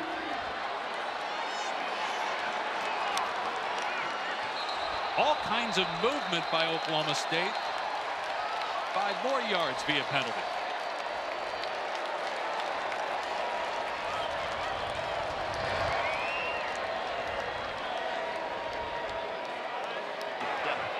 False start. Offense, number 61, 5-yard penalty, 2nd down. Let's go back to that Schultz penalty and bring in Bill Lamagna. Bill, what'd you see? Well, you have the restriction of the free blocking zone, which is 5 yards to each side of the ball. As he goes to make this hit, he's got to get more in front. He came in from the side, so he was outside what we call the 10-2 zone. So that is an illegal low block. And a costly one at that. And now 5 more yards after the false start, and it's 2nd and 28. And then a pass in traffic is deflected and incomplete, intended for Presley. Danico Slaughter was there defensively, and now it's 3rd down and 28. Good coverage down the field. Thought that he had Gavin Freeman in the middle of the field come open. Goes to Presley. Tight coverage, pass batted away. That penalty is unbelievably costly. Got a ton of momentum, a chance to make it a 1-score game, and now you're just hoping to get out of here with 3 points. Be about a 47-yard field goal from here. Short throw, way off the mark, intended for Presley. And we'll bring on the field goal team here to try to get something out of this drive, but again, it's going to be a long kick. Penalty just took all all the air out of this building and the rhythm out of this drive for the Cowboys. After they got that initial first down, they were able to go tempo, go fast, get Arkansas on their heels. Alan Bowman really settled in. A errant pass there on third down. Logan Ward from 45 yards made a 52-yarder last week against South Dakota State. And this one's good. So the Cowboys do get points. It took a lot of time off the clock on that drive. Back within 11, though.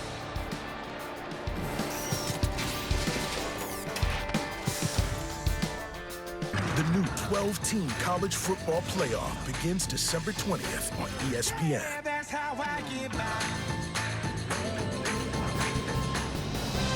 We've got a triple header on ABC today. Up next, it's South Carolina and Kentucky. Then in prime time, ranked matchup, number 24 NC State against 14th ranked Tennessee on ABC and ESPN+. Brock Vandegrift made his debut for Kentucky last week. That'll be a good one after us. And then tonight, Nico was nearly flawless. Those 314 and 3 touchdowns were in the first half a week ago against Chattanooga. Slow start for Grayson McCall, the Coastal Carolina transfer, but he finished with a bang. Raleigh.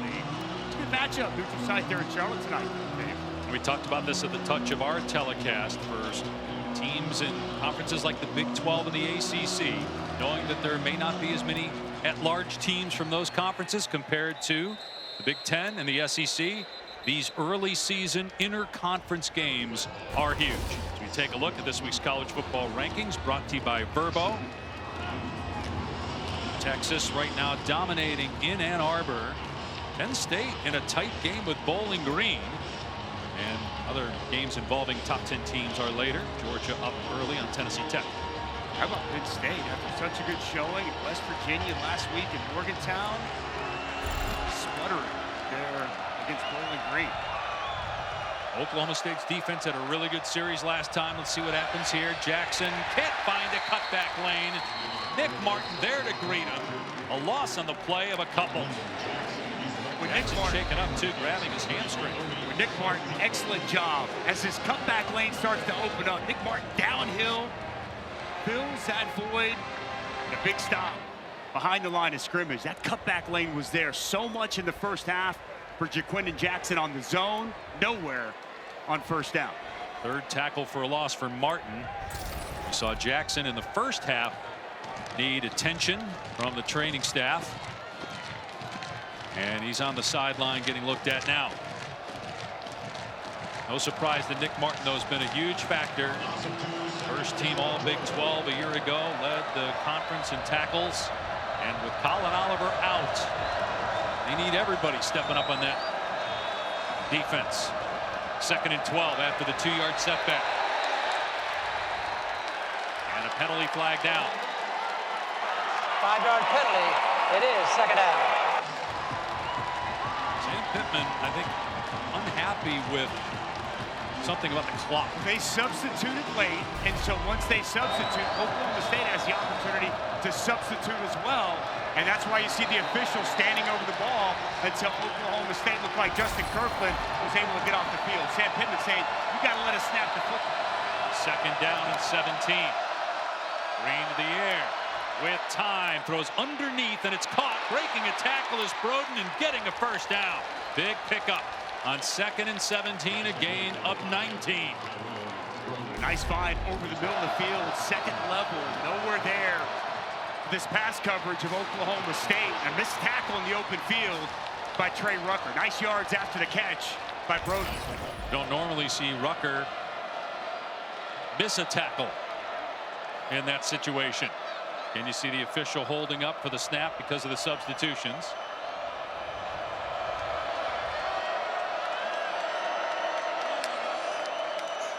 Green handing it off here.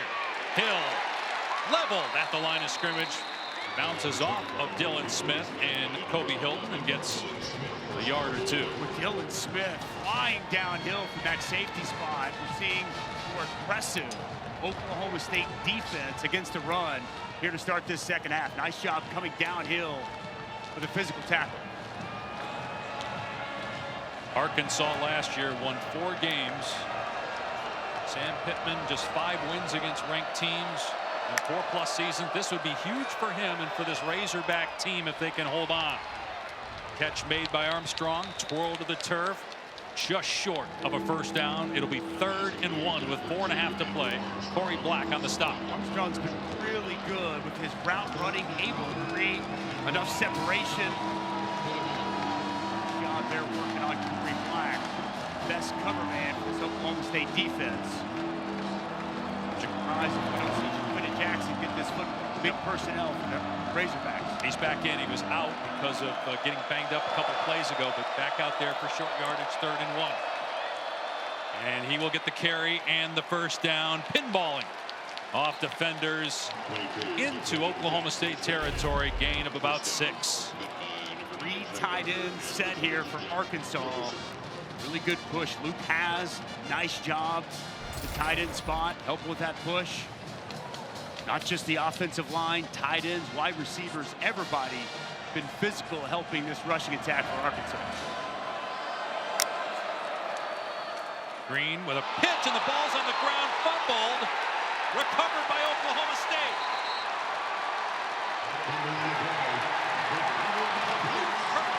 Midfield by Arkansas as Jackson couldn't handle the pitch from Taylon Green. Comes up with the ball. Boy, massive takeaway. Should I say giveaway by Arkansas. Just misplayed here by Quentin Jackson, who's been pretty flawless throughout the course of this ball game. Pitches this football, hits him on the hands, takes his eyes off the ball, looking for a defender to come. Ball's on the ground, and Oklahoma State on top. Jackson got hurt on that play as well. It's the first time we've seen that quick pitch, right? Today, we haven't seen that yet. Obviously, it's something they've worked on in practice, but that was not good. Just took his eyes off the football. He's glanced up, looking for a defender to come. Oklahoma State on top of the ball. Can the Cowboys take advantage? They'll have the ball at midfield when we come back. Turnovers have been the difference and kept Oklahoma State in this game. The big hit, the pick 6 by Cale Smith, and then the mishandled pitch by Quentin Jackson. Oklahoma State on top of it, right at midfield, with a chance to get right back in this ball game. And Bowman will throw out of the backfield. Gort, and he lowers the boot on the DB. Slaughter at the 39-yard line. Been a struggle running the ball, so now they get him out in space in the passing game. Nice job identifying the coverage. No one there with Ollie Gordon. And Bowman throwing again on first down, off target. Trying to hit Presley. Slaughter there defensively, but Bowman's played much better to start this 3rd quarter. And they're keeping it in his hands right now. Down 11, 2nd and 10. Pass off the mark again there for Alan Bowman, wide of his intended target. Kind of hot and cold here in this 2nd half. He utilized tempo and got Arkansas on their heels that previous drive. He got into a rhythm, had a lot of success.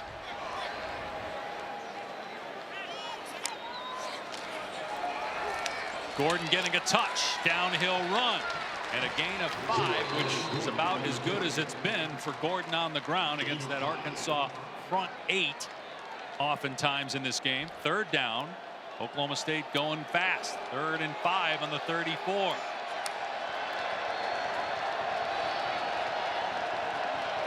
There's communication between the coach and the quarterback until 15 seconds on the play clock. There's a new rule this year in college football. Same for the defense. There's one player on defense who has it in his helmet. He can hear his defensive coordinator. The pass is caught by Presley for a first down inside the 20-yard line. A gain of 16. They had man-to-man coverage and an excellent job with this route combination. Slaughter unable to stay with Brennan Presley open in the middle of the field, and a good find by Bowman. Bowman throwing again, lobbing it over the head of Tyler Foster, incomplete. Covered by Jaden Johnson. Second down at the 18 with 2 minutes to play in the third. It's good coverage by Johnson. Really no opportunity for Foster to catch that football. Sails well high. Big tight end. Oklahoma State picked third in the Big 12 behind Utah and Kansas State. K-State's losing at Tulane on the road. Oklahoma State losing at home. Wide receiver screen set up for Stribling.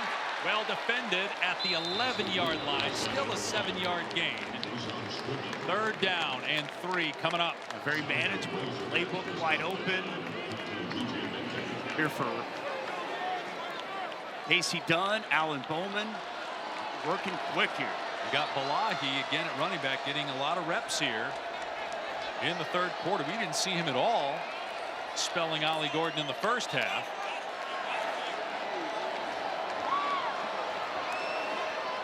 That's Presley in motion. Bowman to the air, pump fake, and now throws it away. But a flag comes down. And they're going to call it on the offense. This would be the pass interference. Offense, number 10, 15-yard penalty. It is third down. So Rashad Owens with the penalty, and now they're going to be back at their 26 or at the 26-yard line of Arkansas instead of the 11. Yeah, he's got to be running his route I really think as he tries to sell it that his hands are going up to catch the football. He's kind of a dead giveaway. He stops right there in front of the defender, and they call the pick play. This happened on the last drive. They had a touchdown wiped out because of a penalty. Got backed up near the 30 and made a long field goal. And they're kind of in the same situation. Any points would get it down to at least a one-score game, which based on how the first half went, the Cowboys would take at this point. It's the tight end, Josh Ford, on the catch. Wrapped up and thrown into his bench at the 18-yard line, but there was nothing late about the hit. So it's fourth down, and here comes the field goal unit. They do get a chunk of that yardage back. Just to get it to one score, huge for Oklahoma State in this spot. But man, the penalties that they've had here to halt a couple of these drives is very, very punitive here for the Cowboys. Looking to cash in after the takeaway. Logan Ward made a 45-yarder on the last drive. Now trying a 35-yard field goal. And nails it. So Oklahoma State back within 8. Plenty of time left. Well, this season, All-State will celebrate every field goal and extra point made by participating universities by making a donation to the university's General Scholarship Fund. Thank you, All-State. Just a gorgeous day here in Stillwater. Temperature around 80 degrees. It had been in the high 80s, low 90s the last week or so. Caught a break. Cloud in the sky. And looks like we may end up having a game that goes down to the wire. It didn't seem that way in the first half, but Oklahoma State has settled in on both sides of the ball here in the third. She touched on pristine day with the weather, striped stadium, with a fan base that was fired up and excited to welcome the Hogs here to town. Only 3 hours separate these two schools, but haven't played in 40 years. An SEC school coming into Big 12 country. There was a lot of buzz all around Stillwater. Yesterday, as we were here, out and about, talking with these coaches, they both impressed upon us how important this game was for their seasons. Now Oklahoma State with a couple of field goals to start this second half. We got what we anticipated in a competitive one-score game. Be a touchback. Will come out to the 25 as Taylon Green comes back on the field for Arkansas. Well, the Arkansas quarterback was a huge story coming into this game for us. And boy, did he perform well. And I thought Bobby Petrino, masterful job, moving the pocket, a lot of boots, giving him those run-pass options. You see him utilizing the athleticism, the vision down the field at 6'6", and even from within the pocket. Bobby Petrino said this was one of his sells in his pitches to Taylon Green whenever he came in. We're going to show that you're more than just an athlete, and you're a legitimate passer. A lot of good early in this ball game from Taylon Green. 5 of 7 passing in the second half. Hasn't had as many explosive run plays. Boy, dangerous screen pass, nearly picked off in the redirection. It was intended for Satania, but a lot of traffic around him. And it harmlessly hits the ground, incomplete. Lyric Rawls reads this play so well, creeps up from the safety spot. He has diagnosed that from Jump Street. No opportunity for Satania to make a play. This has been a much more aggressive into Oklahoma State defense here in the second half. They were just getting gashed in the first half. Totally changed, though, here since intermission. As we say that, Jackson, who's back in the game, was on that last play as well after getting shaken up for a third time in the last possession. Gets a good chunk there, about 6 or 7. Final seconds here in the third quarter. Third down. It's been dominated here in this ball game by Arkansas. As we head to the fourth quarter, a big third down coming our way to start this opening frame. Sam Pittman grew up in Oklahoma. In fact, the last time, as you said, they played was 1980. He was just a kid trying to win a game here in his home state. Presentation of college football continues after this message and a word from our ABC station.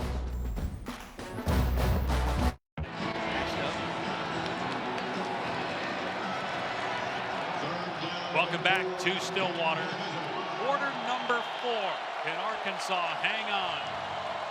Oklahoma State back within 8 after the Razorbacks led 14-0 in the first quarter. And a critical third down to start this period. 3rd and 4 on the Arkansas 31.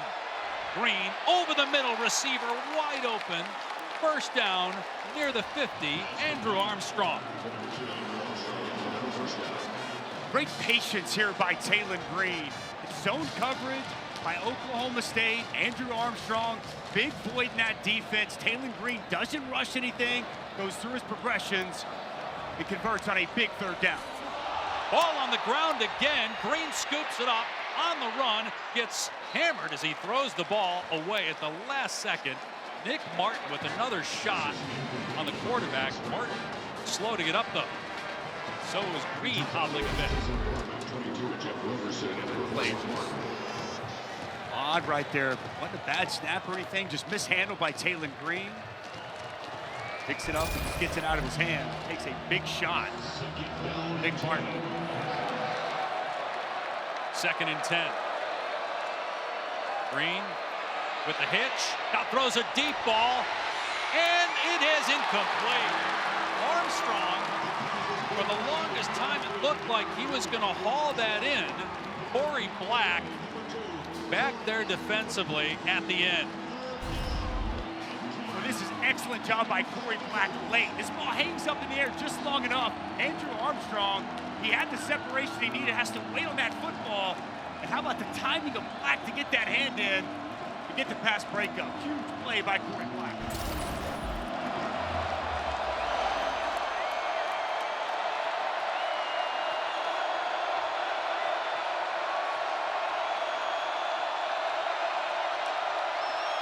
Oklahoma State rushes 4. That's enough. They get to Green, but he escapes and throws back across the middle, complete. Broden made the catch for a first down, but what a play by Taylon Green, gain of 18.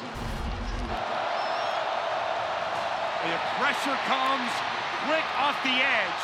Jaleel Johnson almost unscathed, but as he's been all day, when Taylon Green gets outside on the perimeter, whether it's as a runner or keeping his eyes downfield as a thrower, finds a wide open Tyrone Broden. Another big third down conversion on this drive. They've owned third down in this ballgame. Jaquindon Jackson right between the tackles. Down to the 20. But going back to that play by Taylon Green, it's something that Taylor referenced in the first half with Sam Pittman talking about the leadership of Green, that it's his team and it became his team quite quickly, which is rare for a transfer. Boise State as well. It's not like he's played in a lot of these huge games in these stadiums, but that leadership has been on display with the way he's played in this game today. Cool, calm, collected. It's the biggest environment he's played in front of, and man, has he answered the call. Fresh set of downs in the red zone. Able to eke out a yard is Jaquindon Jackson before he's brought down. Let's go down to Taylor. And it's his ability to read defenses that stood out to Bobby Petrino instantly. And you can see them communicating on the sideline in between series, talking about things they need to do, but they really love his ability to dissect defenses and make plays. He'll be 22 years old next month. We've seen that on display throughout the course of the day. Taylor going through his progressions, not rushing anything. He's been good. Ball on the ground again, and Green able to gobble it up. But that's twice on this drive that he has not been able to handle the snap. The snap looked like it was easy to handle. Snap was a little low, and he starts moving before he actually gathers that snap. He steps to his right. Snap was a little bit lower than the last one. Man, twice now on this drive. They have avoided would be just an unbelievable critical giveaway. Already seen one of those in the second half by Jaquindon Jackson. 9 of 13 on third down. Third and 14 will be about a 42-yard field goal try from here. Green in trouble, and the pass is incomplete. He got rid of it before he got sacked by Kendall Daniels. Satania could not make the catch, and so Arkansas will try a field goal, which, if good, would get it back to a two-score game. Well, Brian Nardo on that third down, he said, we're not letting him sit back there. We're coming after him. And Kendall Daniels gets home, forcing that ball out of his hands quickly. I talked to Sam Pittman yesterday about his kicking situation. He said from 42 in, he felt really good. This is 41 for Kyle Ramsey, transfer from Abilene Christian.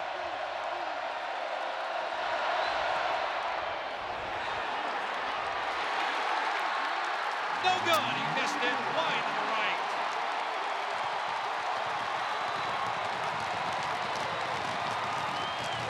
The defense comes up with a stop. Bend but don't break. And the field goal pushed a little bit wide. Still a one-score game and still one.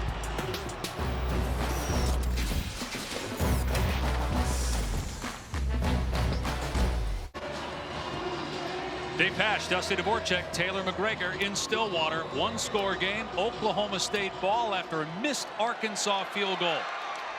11:44 left. Cowboys taking over on their 24-yard line. Valahi gets the carry in there for Ollie Gordon and does well. Gain of 5 to the 29. Let's check in with Taylor. This offensive team for Oklahoma State, one of the most experienced teams in the country, and it has showed here on the sideline. Before this series, Alan Bowman going to his receivers, staying cool, calm, and collected. Let's stay level-headed here in this moment, something that veteranship shows on the sideline. Bowman's 24. The average age of their offensive line is 24. The oldest ever as Bowman throws downfield for Presley. But over his head, incomplete. Most experienced offensive line in college football history. 215 combined starts between the 5 guys as Gordon checks back in for third down. Experience all over this team. At wide receiver, the offensive line you touched on. A quarterback in his 7th season. If there's a team that's equipped to deal with early struggles, overcome that, and put it together when they need to, it's this Cowboys offense. Arkansas trying to come up with a 3-and-out defensively. Bowman has time to throw. Presley is open, got a first down near the 38-yard line. Presley last year had 101 catches. They go to him a lot in critical situations. Gain of 10. Get it matched up in the middle of the field. And really nice job of him starting inside and then working out. Zone drop there. Landon Jackson in that zone. And Presley makes him pay. Bowman taking a shot into double coverage and incomplete. At the last second, Owens could not hang on as he hit the ground. Saw this earlier to close out the first half. Very similar situation. You're going to trust Rashad Owens to go up and get the football. Full extension. Almost a beautiful catch, but as he hits the ground, that ball jarred loose. So 2nd and 10 on the Oklahoma State 38-yard line. They work out a pistol with Gordon behind Bowman. Again, we have not seen Gordon involved much in the run game in the second half, which is strange to say, but he does have a catch. He's barely touched it as a runner. Bowman. Presley Presley juggles and incomplete. It was almost caught by the other receiver downfield. Talon Shetron after Presley could not pull it in. Boy, surprised. Brennan Presley, the go-to guy, Mr. Reliable, 101 catches a season ago. Unable to come up with that catch. That ball put out in front. Unable to bring it in. And so instead of a gain of about 20 or 25, it's 3rd down and 10. Bowman on a half roll. Still on the move. Being chased, and Bowman throws it away. So Arkansas's defense holds up. 4th and 10. Oklahoma State's going to have to punt it away with 10.5 to go. It's good defense by Arkansas on 3rd down. All receivers covered. Alan Bowman rolling, moving, waiting, trying to find somebody that comes open. Just not the case. And this Hogs defense, after the missed field goal, comes up with yet another big stop in this ball game. Each team with 3 timeouts left. And in 2024 in college football, you get the extra timeout with the 2-minute timeout, very similar to the NFL 2-minute warning. Here's Hudson Cock, punting it deep, high in the air. Satania under it, and he muffed the punt. Oklahoma State comes up with it at the 25-yard line. It's the long snapper, Shea Frybaum, running down there to recover the muff kick. Wow. Arkansas just doing everything to keep Oklahoma State in this ball game. And Satania just unable to bring this in. Had a teammate at his feet, and you wonder if that distracted him on the ground. You see some contact made by a teammate, and that had to have thrown Satania off. Now it's 1st down for Oklahoma State at the 25. Bowman off play action on the roll-up. Near the sideline, Owens on the catch.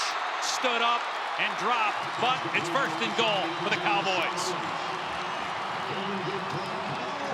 Rashad Owens, just such a big body at 230. Alan Bowman called him a big Cadillac. The Cadillac out there getting some space and getting the pokes inside the 10. How about during this comeback, we still haven't seen Ollie Gordon touches. Do we finally get it here inside the 10? Gordon, Heisman Trophy candidate, led the country in rushing a year ago. Another pass play. Bowman, open receiver, Presley. And there's a flag down as Presley's into the end zone for a touchdown. But might we have offensive pass interference again on Oklahoma State?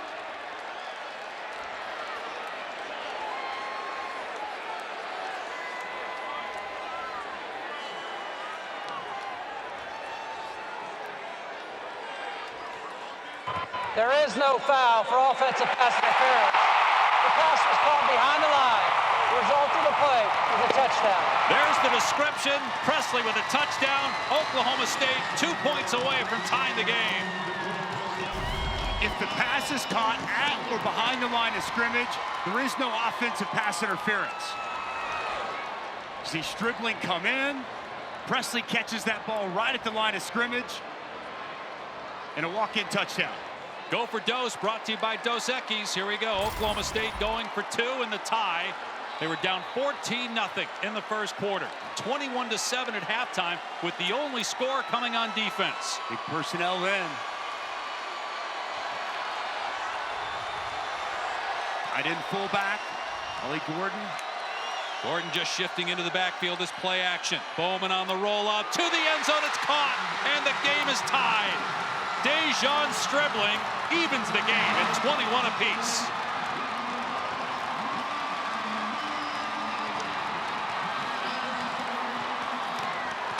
Well, Arkansas has made plenty of mistakes throughout the course of this game. The muff punt, the latest of those. What do you do with those mistakes? Oklahoma State, for the first time offensively, cashes in with a touchdown, and then the 2-point to Stribling. We're all tied up here. It's Pokes and Hogs, 21 apiece.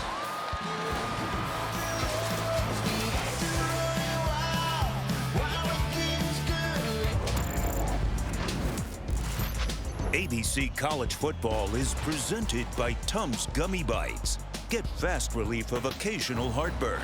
Use as directed. Leslie O'Neal's number immortalized at halftime. College Football Hall of Famer, great San Diego Charger. Tie game here in Stillwater, and a kick out of bounds that's going to give Arkansas the ball with good field position as we go to Kevin. Dave, upset brewing there in Tulane. 9.5-point underdogs taking on Kansas State, number 17 in the country. Darian Mensah to Alex Bauman, his second touchdown. Love the play call. You're going to play man coverage, little pick. If you're the safety, don't go after the hit. Go catch the football. Right now, 27-20, that game on ESPN coming your way in 45 minutes here on ABC. Brock Vandergriff and Kentucky ready to take on South Carolina. How about that mustache?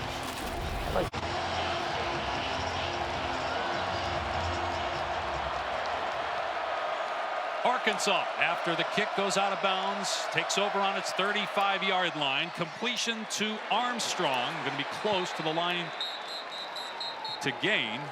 Right at the 45, it is a first down. Turnovers have been the issue for Arkansas here in the second half. Missed field goal, couple of giveaways. Muff, that toss to Jaquindon Jackson. Couple of snaps that have been on the ground as well in the muff punt.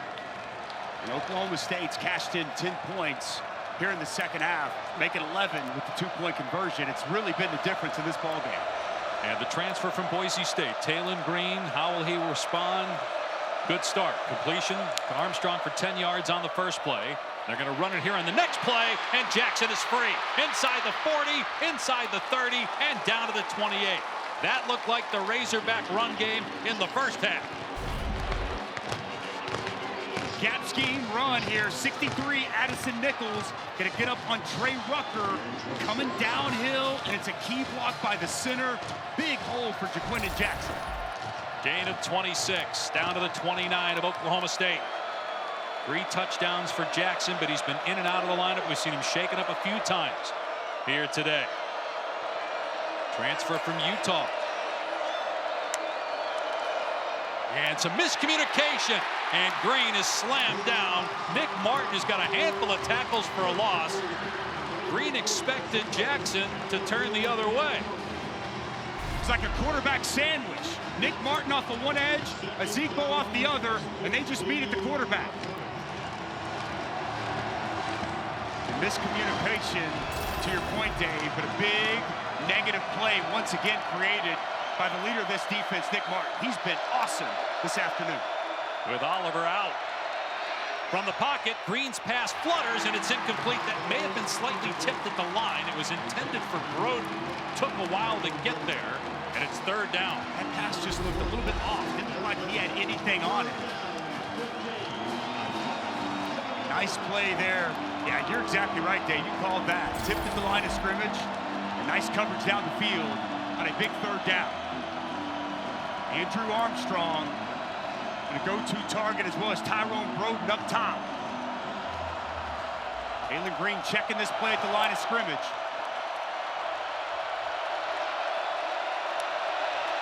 On 3rd and 14, trying to set up a screen. Green in trouble, escapes again, takes off inside the 25 and tackled at the 23. He got 9 or 10.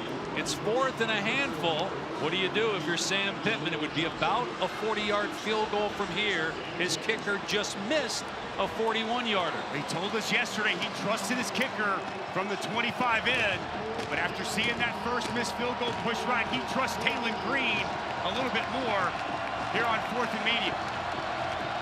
I'm a little surprised we didn't see him kick it. He felt really good about 25 in. Taylon Green, this offense, they have been really good all afternoon. 4th and 5, they need to get to the 19. Green in trouble, hit, dives, and he's going to be short at the 20-yard line. Trey Rucker got him to the ground. It'll be a turnover on downs. Initial pressure by Obi Ezekbo, who replaced the injured Colin Oliver. What a stop for this Cowboys defense and for Brian Nardo. They rolled the dice, they went for it on 4th down, and they rolled snake eyes. The Pokes with a big stop, and the ball coming back.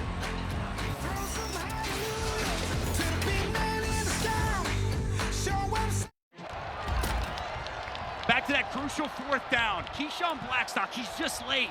And it's Ezigbo able to come off the edge, clean, and he creates a disruption for Taylon Green and creates a stop for the Pokes defense. On 4th down, so Oklahoma State pitching it, Ollie Gordon out in space. The biggest run of the day for Gordon. That's just his 10th carry of the game. He had, prior to that carry, just 19 rushing yards. He had, remember, over 1,700 a year ago. Now a reverse and a flea flicker, and the ball thrown downfield and caught. It's the fullback, Jake Schultz, inside the 30, trying to outrun the DB, and finally tackled inside the 10. Mike Gundy going to the trick bag. A 69-yard flea flicker, 1st and goal. Oaks. AC Dunn pulling out all the stops. He was going to sneak out. Nobody identifies him. The flea flicker, perfectly executed. Slow to go, act like you're blocking. Nobody stays with 38. He's a fullback. What's he going to do? Get one of the biggest plays of this ball game and settle, stayed up inside the 10-yard line. Wow. What a call and what execution, Dave. And the timing, you finally get a nice run from Gordon. The defense goes immediately to him. He pitches it, and the pitch back to Bowman for the throw downfield. Bowman to the air, dangerous pass, and incomplete. Nico Slaughter could not come up with it. It looked like Wesley and Bowman were on the same page, the receiver and quarterback, and they escape unscathed. Alan Bowman getting bailed out here. See Slaughter as he's going to that football. He slightly slips and falls. If he doesn't slip there, that's a pick in a huge spot. Really thrown football by Alan Bowman, but he lives to fight another day. They stay conservative and run Gordon on 2nd down and goal. Bowman instead dumping it off inside the 5 and diving for the end zone. Waiting for the signal. He's in.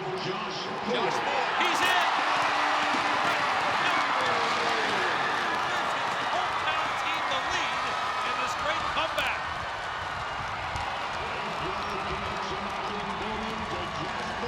Ollie Gordon has been used more as a decoy than a weapon here today. Fake it inside, dump it down to the true freshman tight end. Does he get in? Ooh, that looks like it's out. Agreed. Looked like he stepped out at the 3, and the ball was short of the goal line. Let's take a look here. And that doesn't show the foot, which looked like it. Yeah, it looks like his foot's out. Looks like that ball is going to be down between the 2 and 3. Heels out. And the ball's at 2. Ruling in the field is a touchdown with 5:32 to go. But Josh Ford, who we were told by the coaching staff would play a lot in this game, true freshman, they said, Mike Gundy told us he's like a cage fighter. He just doesn't care about his body. And you saw him sell out right there trying to get into the end zone.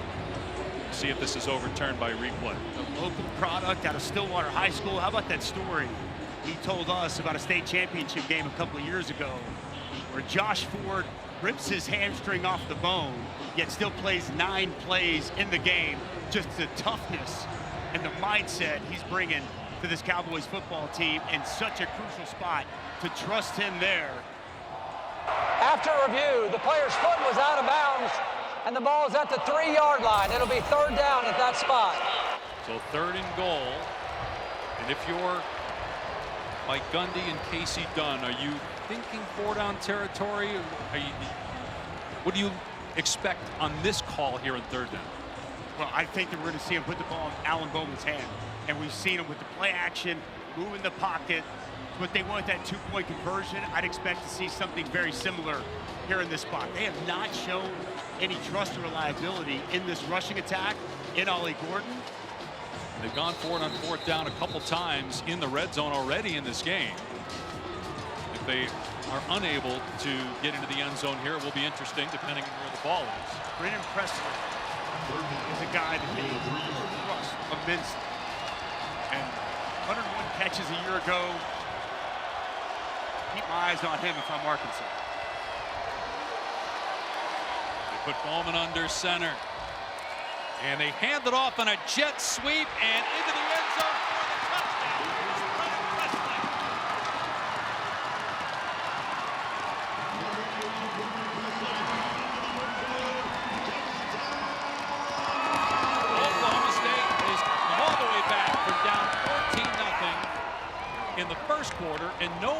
offensive points at halftime to put 27 on the board total. 20 by the offense here in the second half. The only score in the first half was a pick six, but they had the lead after that impressive drive.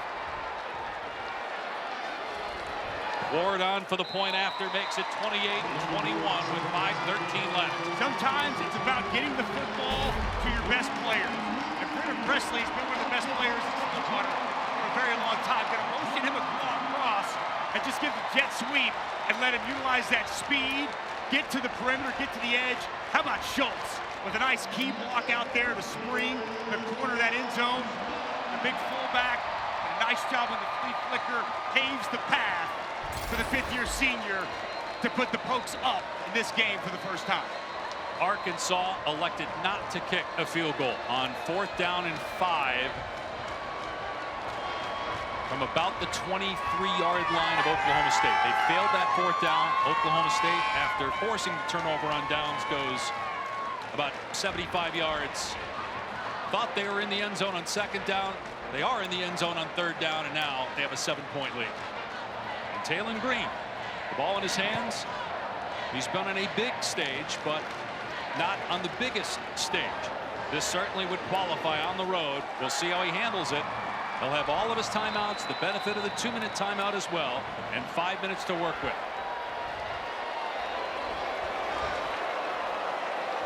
West Paul will kick it deep to Satania, who muffed a punt earlier in this game. Just signals for the fair catch here, and it will come out to the 25-yard line. All right, what a lineup we've got for you this weekend and Monday. The U.S. Open Women's Final is over on ESPN here in about an hour. Our ABC Saturday College Football triple-header ends with Tennessee NC State. U.S. Open Men's Final on ABC tomorrow, and Week 1 NFL Monday Night Football, Jets, Niners, everything available on ESPN+.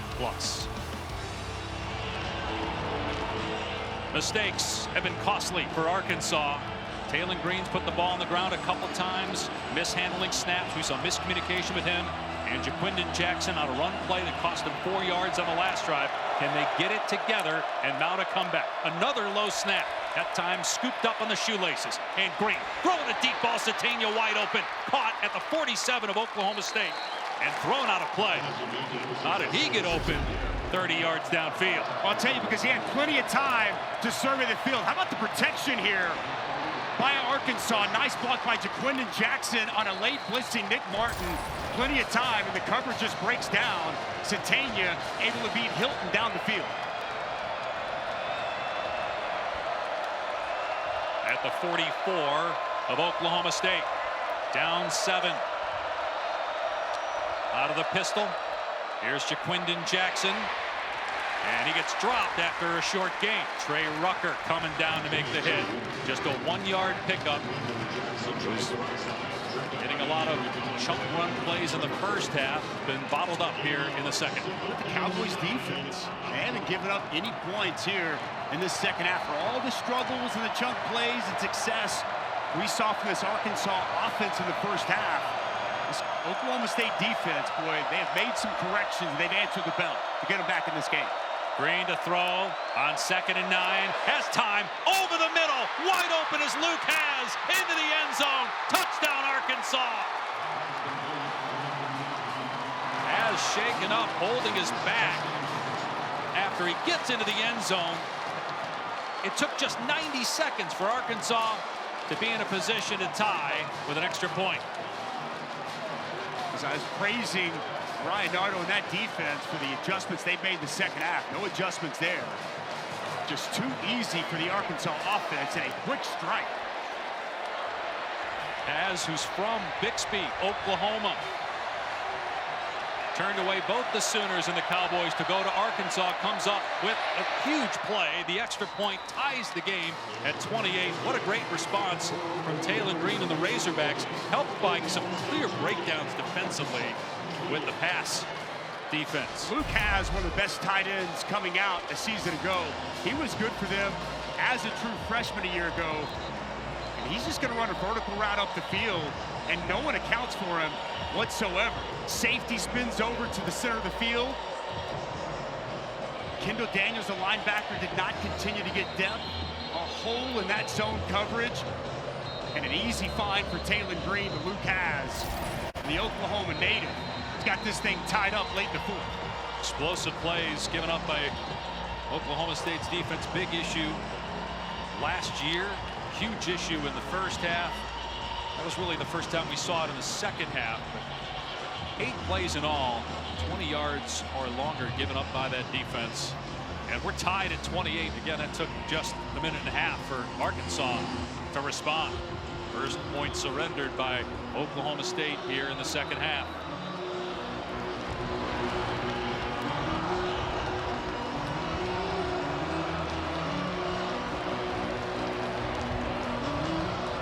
Devin Bale to boot it. Touchback. Let's check in with Kevin.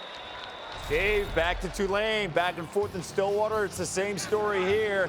We're tied at 27 apiece, and here comes the defense, Boog. It's Jack Fabris, a little scoop, and to the house score. Kev, the only time the defensive guys get their name in the paper for something good, scoop and score, strike the band up, and play the fight song, baby. All right now, it's the Wildcats up by a touchdown. Lenore Sellers getting ready for his matchup against Kentucky. We're less than 30 minutes away on ABC. Back to you.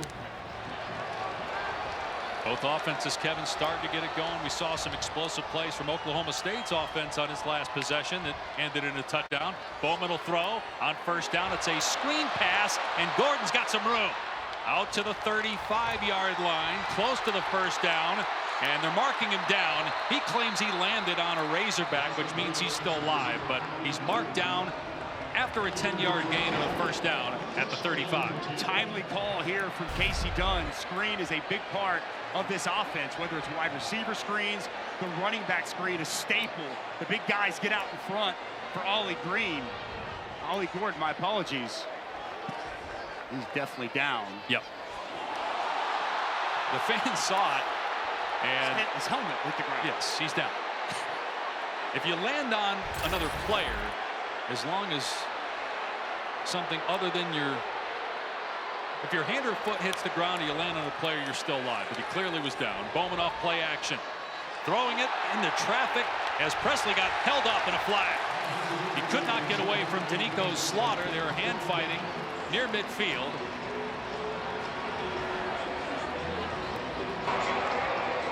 Pass interference. Defense, number 3. Ball be placed at the spot of the foul. Automatic first down. 3:03 to go. Plenty of time. Each team with 3 timeouts, and again the 2-minute timeout. Danico Slaughter working on Brendan Presley. You see this matchup a lot. Gets him around the waist, gets that grab in that pool. Good call and an easy flag. Ball on the Cowboy 48. And Bailagi hit in the backfield and spilled by Xavier Sori. A loss of 4 on the play. Where Xavier Sori just shot out of a cannon. Times this blitz up perfectly as he gets home in that A-gap. Cole Birmingham in the zone trying to scoop up to him just a step late. A nice negative play by Sori. Loss of 5 on the play. 2.5 to go. Second down and 15. Play action. Bowman throwing a deep ball for Presley. Knocked away, incomplete. Another flag against Slaughter, though. Slaughter upset, thought he made a good play. The officials will have a discussion. Pass interference. Defense, number 3. 15-yard penalty. Automatic first down. That'll put the ball in Arkansas territory at the 42. I know Danico Slaughter's frustrated, but it's the right call. He comes in and rakes with that left hand. You see him come over the body and create that contact with Brendan Presley down the field. I'm in agreement. The only thing I would say is we've seen that a number of times today, not called, where there is some contact. Too much contact that you can't rake right as the ball's coming there. You come in to create that contact. That was the right call. First down to the 42. Here's Gordon off the left side. No running room. Brad Spence smacks him at the point of attack. That will likely take us down to the 2-minute timeout. Each team would still have 3 timeouts on the other side. Keep in mind, with Oklahoma State moving the ball, that Logan Ward has made a 35-yarder and a 45-yarder, made a 52-yarder last week. Got to get closer, though. 2 minutes to go. 2 minutes left in a tie game. At the 10-minute mark, we had liftoff. A lot of fireworks. Satania muffs the punt, recovered by Oklahoma State. A touchdown pass was called initially offensive pass interference. Then they pick up the flag. And Presley on a jet sweep. Oklahoma State with the lead by 7. Arkansas comes back with a Has touchdown to tie the game. But now the Cowboys are on the move at the 42-yard line of Arkansas. 2nd down and 10. Play action, Bowman, and nobody home on that throw. It's intended for Rashad Owens, but it was way behind him and thrown outside, and it's 3rd and 10. With just a misfire there from Alan Bowman. Just did not look like he was on the same page with his wide receiver. And you've got 3rd and long situation. They bring in Sesi Vailahi. We've seen him a lot on 3rd down. No Ollie Gordon here. 3rd and 10 at the 42. Bowman back to throw. Pressure up the middle. Bowman lobs it off his back foot deep. It's caught inside the 10. Brennan Presley, the go-to guy again. 1st and goal, Oklahoma State. When in doubt, dial up number 80. How about this right here? Picking up the blitz, they bring pressure, and it's 82, Quentin Stewart. Giving Alan Bowman just enough time off his back foot to find the deep crossing route, and Brennan Presley for a massive, massive play. Not sure what the conversation is about. After the play was over, unsportsmanlike conduct, number 7 on the offense. Wow.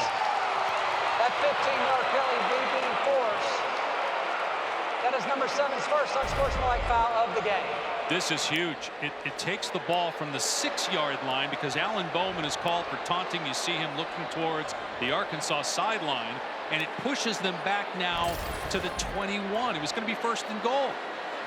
And Alan Bowman, so mature, veteran guy that as he was talking to us, he's got his undergrad, his master's, his grad certificate, his real estate license, knows better than to do that in that spot. Still in field goal range. 1:48 to go. 1st down. It's interesting that Arkansas used the timeout in that situation right there. That will leave the Razorbacks with 2. Assuming the clock would have started on the ready for play, even after the taunting, because the 1st down, the tackle was made in bounds. Inside 2 minutes, they get rid of the chains and then reset the ball and start the clock. So I'm assuming that's why Sam Pittman called his first timeout there, anticipating the clock to start running. No doubt. All right, one more time on this play. Go ahead and freeze it right there, guys. This pickup here by Stewart, able just to give him enough time and deliver this pass to Brennan Presley. Just throw it out to grass and let your guy go get the football. That's exactly what Brennan Presley does, able to get a step on TJ Metcalf. Sometimes it's just the little things, and it's a backup tight end, Quentin Stewart, with a key block to help spring that big play. All right, so 2 timeouts left for Arkansas, 3 left for Oklahoma State. 1:48 to go in a tie game. 1st and 10 on the 21-yard line of Arkansas. It'll be Gordon and nowhere to go. Loss of 2. Xavier Sorey made the tackle. Gordon thought there was a face mask penalty on Sorey, but no flag thrown, and a timeout taken by Arkansas. Just 5 seconds off the clock. Xavier Sorey, just a missile off the edge once again. 2nd time we've seen him time these blitzes up perfectly, unaccounted for. Another negative play. Just kind of in the theme of this ball game for Ollie Gordon, this rushing attack. Ollie Gordon now just 29 yards on the ground in this ball game. Start of a terrific day of college football. Kentucky, South Carolina's up next on ABC. We finish tonight with NC State, Tennessee on ABC. Alabama, which beat Western Kentucky handily in the opener of the Kalen DeBoer era last week. Hosting South Florida tonight. They'll dedicate the field to Nick Saban at that game in Tuscaloosa. Still, a lot can happen here in Stillwater. 2nd down and 12. From here, it would be about a 40-yard field goal try. Obviously, 2 more downs to go before we get there. Arkansas down to 1 timeout left.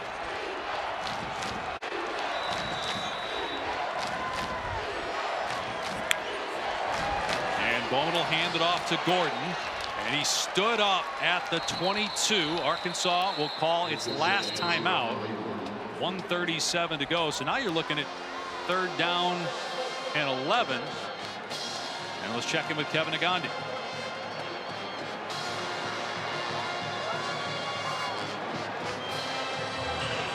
Brock Vandergrift. Yeah, the former Georgia quarterback is bringing new life to the position. It's a well-coached football team there. Can he make a difference today against South Carolina? 8th straight season that Kentucky's starting a transfer quarterback in its opener, and they continue here in week 2 as they get ready for South Carolina. Back to you. So 3rd down and 11. What do? Do you run the ball here, take the clock down to about 50 seconds and kick a field goal, or do you trust Alan Bowman here to throw it and complete a pass and now stop the clock? Yeah, now Arkansas without any timeouts. You feel pretty confident in your kicking game. You take the lead, force Taylor Green to go down with no timeouts. I think they're going to play that way. I think they're going to keep this ball. If he does throw it, something quick, easy out of his hand that you know you can complete it. But I expect a run here. Trust you make the field goal and trust your defense to get a stop. And it will be a run. Gordon had some room. The hole closed. He still gets down to the 15. It's 4th down and 4. They can take the clock down here to about 50 seconds or so.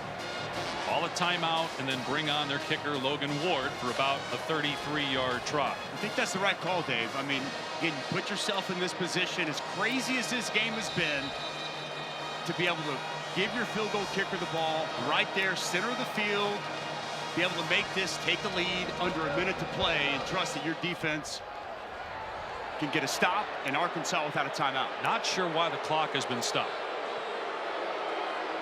Referee Matt Leffler stopped the clock. The clock was running, and it should go down again to about 50 seconds. Maybe the play clock didn't start properly, and that's why Leffler stopped the game.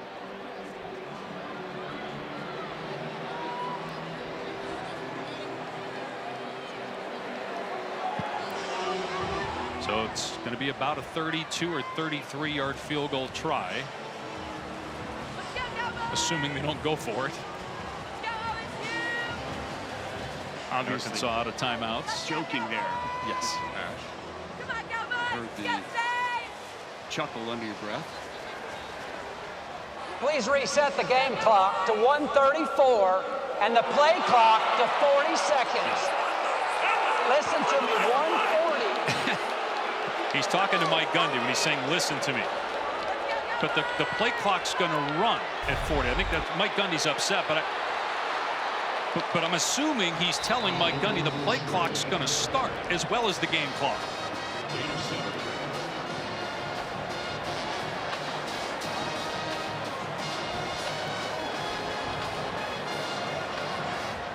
All right, let's bring in Bill LaMagna. Bill, shouldn't the game clock still run here? Mike Gundy's really upset right now. He should be. Yeah, if you're going to go back and put the game clock to where it was when the runner was tackled and a 40-second clock, you would start the clock. That's exactly what we're saying too, Bill, which is interesting why Mike Gundy is still upset. I assume Matt Leffler, the referee, would have told him exactly what they're going to do, but the clock hasn't started yet. No, and I'm wondering now if they are starting the clock, yes. Yeah. Just, again, not sure why Mike Gundy was so upset about it, and still was upset after he was given the explanation as to what they were doing. He's still giving the official an earful over on the side.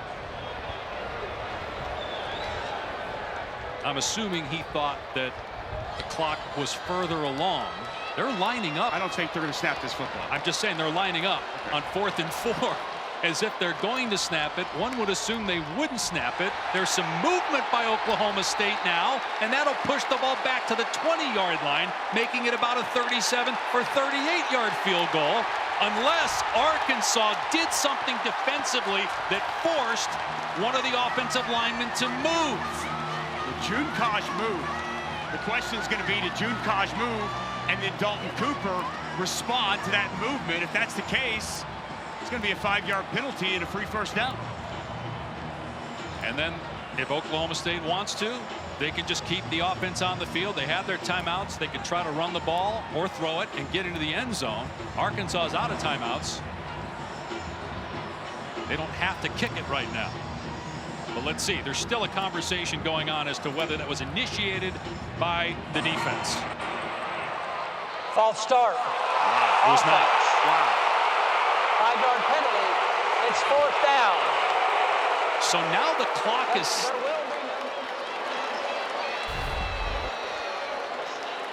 And again, if you're Arkansas, you gain time here because the clock starts on the snap now because of the false start penalty. Well, I don't know. You see for Anton Junekaj. Bill, if the defender goes into the neutral zone, doesn't the adjacent offensive lineman have the ability to move? Yes, the thing I can't tell from that last shot is, did he get in the neutral zone? If he's in the neutral zone and the adjacent offensive lineman picks up, then that's going to be on the defense. Thank you, Bill. And Mike Gundy wants Matt Leffler to explain why the clock's not starting here. He thought the clock would run, but again, that was a false start penalty which stopped the clock. Right. And so the next snap is when the clock starts.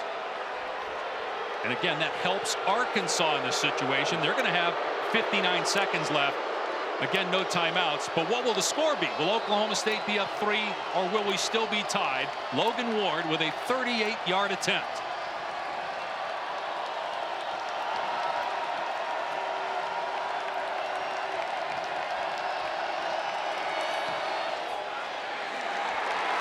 Ward drills it. Oklahoma State by 3 with 55 seconds left. Ice water in the veins of the Cowboy kicker.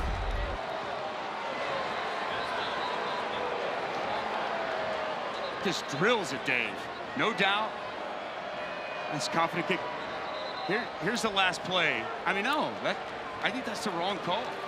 Is he in the neutral zone? It looked like it from that angle. Again, we're not completely down the line, but it did look like he was in the neutral zone. And that's why Oklahoma State was celebrating. Correct. And if you watch Junekaj, watch him right here. His helmet, we had the black line a second ago. You see where that ball's at. When he comes across, his helmet is in the neutral zone. That offensive tackle has the ability to kick. But now all of a sudden, with that call not made into being a false start instead, Arkansas is going to get the ball back, and Taylor Green's going to have 55 seconds to operate. And keep in mind, Oklahoma State has kicked it out of bounds as well here in the second half twice. If it happens a third time, Arkansas would get it at the 35. Instead, they'll have it on the 25 after the fair catch. So no timeouts.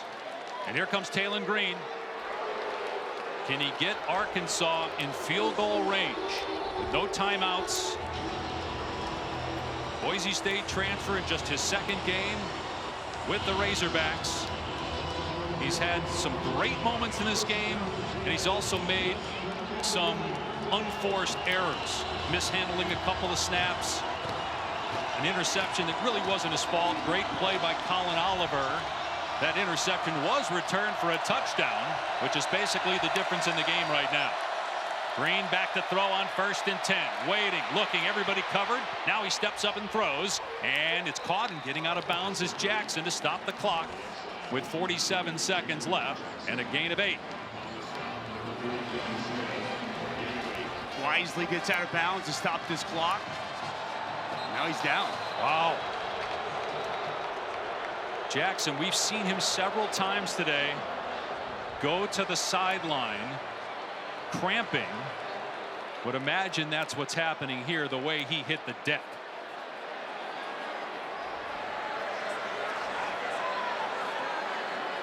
Dave, I have watched him on the sideline all day long. He has been battling injuries. He's been in physical pain coming on and off the field, being with trainers essentially all day long. And so you can see right here reaching a climax in pain yet again.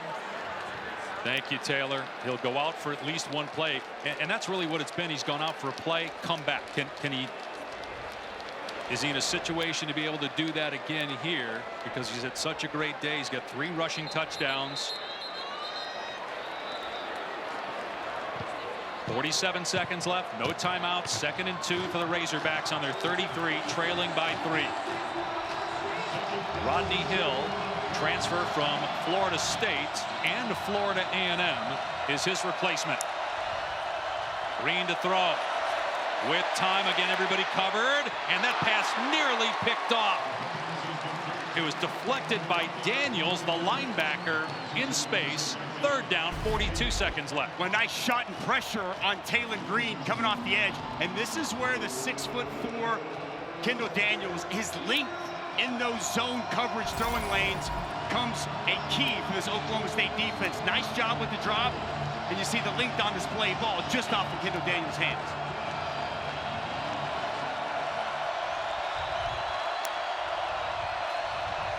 They run it on 3rd down and 2, and it's a 1st down for Rodney Hill out to the 40-yard line. The clock will start on the ready for play. Inside 2 minutes, there it starts. 35 seconds and counting. They got to hurry, trying to get the play in. They're 30 seconds and counting. And Green spikes it. They just wasted all that time. If you're going to spike it, do it initially. Why wait 10 seconds to spike it? It's a great point. You start to wonder, where does Arkansas need to get? We asked yesterday Sam Pittman about his kicking game. We feel like 25 to feel anywhere safe is where this Arkansas offense has to go. So a lot of ground needs to be covered in a short amount of time. 4-man rush. Green down the middle, incomplete. He had Tyrone Broden. Overshot him. 3rd down, 23 seconds left. Just a misfire, ball just out in front of his big target over the middle of the field.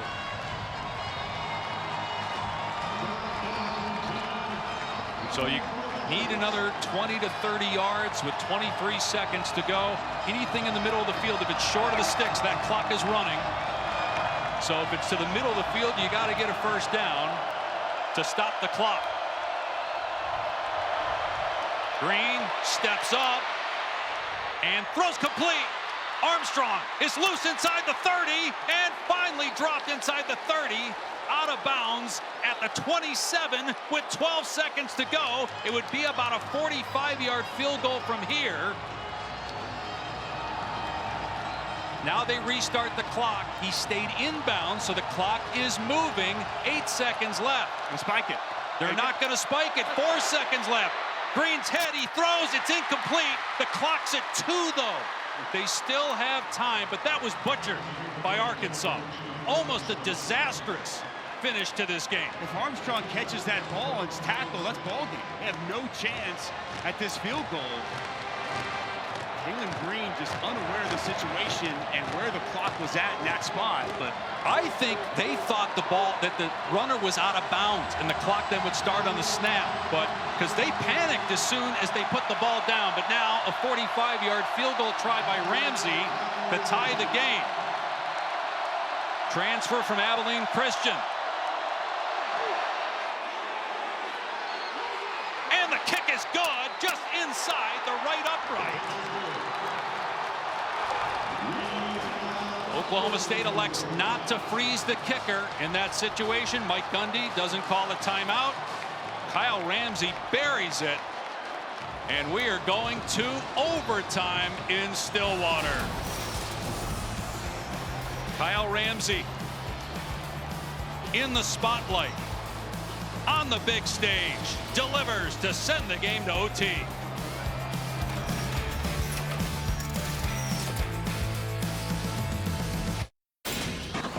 Welcome to Overtime, presented by Cheez-It. It's crunch time.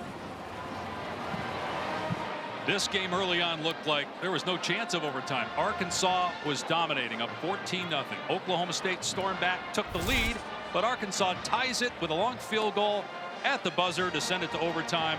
Our overtime rules presented by Cheez-It. So the coin toss winner decides offense, defense, or end of the field. And remember now, when you get to the second overtime, if we get there, you must attempt a 2-point conversion after a touchdown. And if we get to a third overtime, it's only alternating 2-point conversion attempts. What a game. Wow.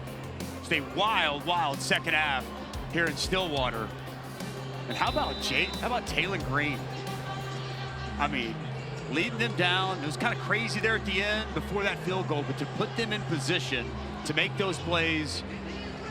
Obviously, the transfer quarterback from Boise, he won a Mountain West Conference championship a year ago, but a stage like this as a quarterback at Arkansas, a huge, huge drive to put them in field goal range to tie this game up. Mike Gundy had timeouts, elected not to use it to try to freeze the kicker. Sometimes it works, sometimes it doesn't. You've got a young kicker he's not young, but in terms of being on this stage, he played at Abilene Christian. He's a fifth-year senior, but he hasn't been under the spotlight like this. They elected not to call the timeout. He buried a 45-yarder. And we're ready for the coin toss.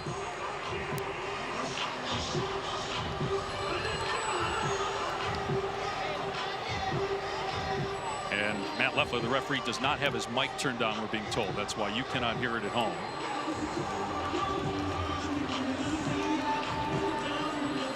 Hopefully Matt will turn it on for us so we can figure out who won the toss. There we go. And chooses to play defense. It'll be first down, Arkansas. All right, let's go to the studio real quick. They want to remind our audience, Kentucky, South Carolina underway over on ESPN News. We'll see that game on ABC after overtime between Oklahoma State and Arkansas. Back to you, Dusty and Taylor. All right, Kev, so Oklahoma State won the toss, selected to play defense, so Arkansas ball at the 25-yard line. Again, for Sam Pittman, he told us in our meeting with him yesterday, I don't read stuff, but believe me, I know. I know I'm on the hot seat. I know we need a win, but I'm not worried about me. I feel good about my team. Last year, he said, we're playing with hope. This year, we're playing with belief. We've seen a different Arkansas team for most of this game, but one thing that bit them last year, not closing out games. Will it happen again here? And a huge game, week 2 of 2024. And on the Oklahoma State side, knowing the Big Ten and SEC, probably going to get some of the at-large bids. If you lose this game, you may have to win the Big 12 championship to get that automatic bid to make the college football playoff. Green on first down. Has time to throw, everybody covered, now takes off. Green being chased at the 35 and now throws into the end zone. Incomplete. And he had a receiver, Armstrong. Green could not connect with him. Well, this is really well defended by Oklahoma State. Play action boot, roll the pocket like we've seen. Watch Luke Haas sneak out. That's where he wanted to go. But it's picked up. Dylan Smith, the safety, sees that. That's where the eyes of Taylor Green went. It's well covered. He flushes. Good defense on first down by the Cowboys. 2nd and 10 now at the 25. Jaquindon Jackson has not returned. We've seen the star running back for Arkansas on the sideline a lot today. And so it's Hill getting the carry. And he breaks a tackle and picks up a first down. A gain of 12 to the 13-yard line for Rodney Hill. Boy, like we've seen all game, Joshua Braun, the right guard, the center, Addison Nichols, so much push and movement. Opens up that natural cutback. Good vision and downhill running by Rodney Hill. Arkansas looking to strike first here in OT. First down at the 13-yard line. Green keeps it and taken down. Another Nick Martin tackle for a loss. He's got 5 here in this game, a loss of 6. Just plays so fast. You'll see him coming off the edge here. Unaccounted for. It's also been a Zeke boat all throughout the course of this game. Colin Oliver left earlier in this game. And a defensive touchdown by Oklahoma State. And Zeke Bo's been good, filling in for him. And Nick Martin has been otherworldly, creating negative plays. And that Oliver loss normally be huge. Their best player on defense. 2nd and 16. for Arkansas at the 19-yard line now. Green to throw, pressure off the edge. Green gets rid of it, and it's going to get them to the 15-yard line with Has making the catch. So a pick up of 4, 3rd and 12. It was Ezekbo again with some pressure.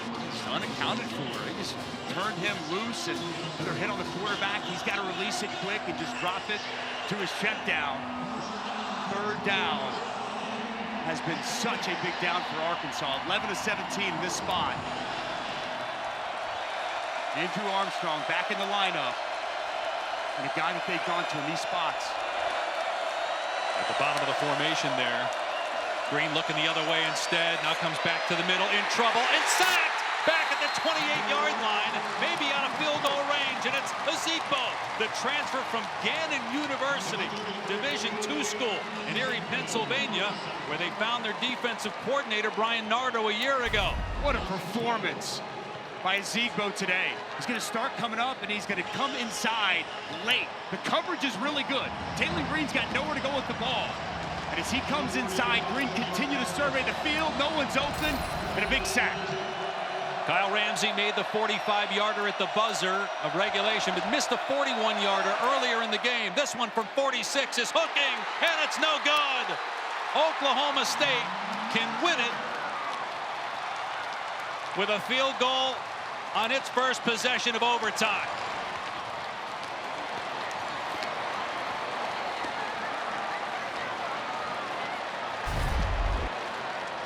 This ball just pulled a little bit inside. Looks like it came off the foot clean. Plenty of distance. As you put it properly, partner, he hooks that left. And if you're Taylor Green, taking a sack in that situation might have been the difference there. Absolutely. And that was late. The Cowboys sideline erupts as they feel great about what they have in their kicker in this spot, this situation. Logan Ward is 3 of 3. He's made 35, 38, and 45-yard field goals so far in this game for Oklahoma State. We'll see how they handle this possession. Points of any kind will win it for the Cowboys. They keep it on the ground with Gordon. Down to the 23 for a couple. Masori made the tackle. And Arkansas hoping that they can get a stop. Only Gordon been held in check throughout the course of this day. You just keep it there, Dusty, at this point? I do. I think you do. You trust your kicker, I think, immensely if you're Mike Gundy. Logan Ward was really good against South Dakota State, 3 of 3. He's been really good here today. You can keep it on the ground here with Ollie Gordon. And they will, but Gordon's going to lose a yard. Did well to fight through that arm tackle. Brought down by Gregory. And Gordon is still down for Oklahoma State.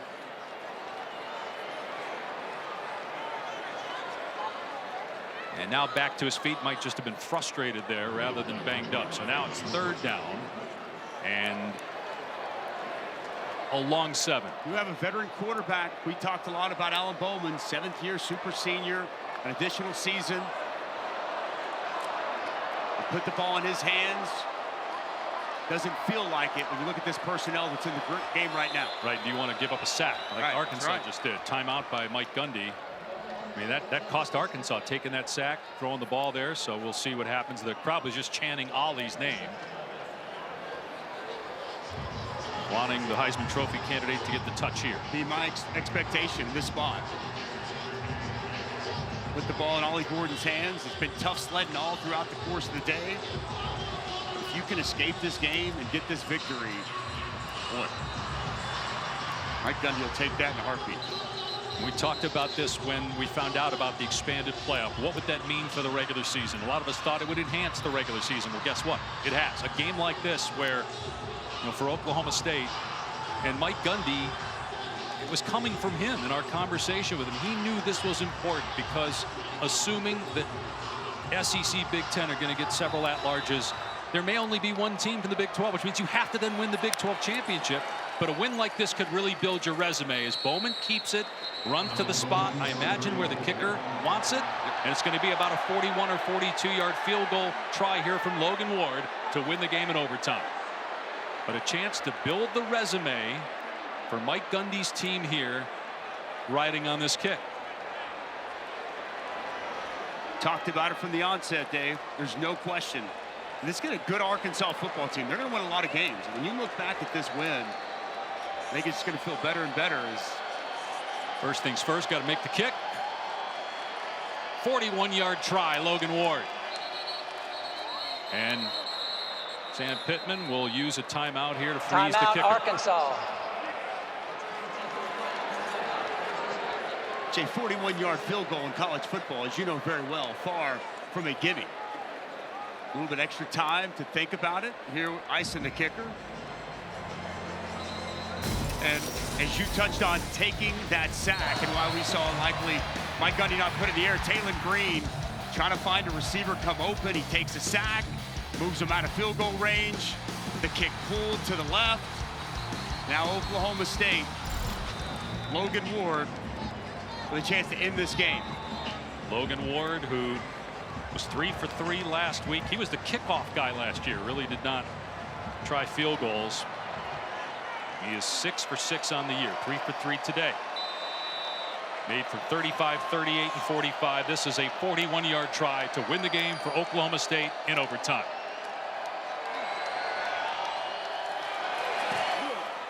And he missed it wide to the right. And we go to double overtime.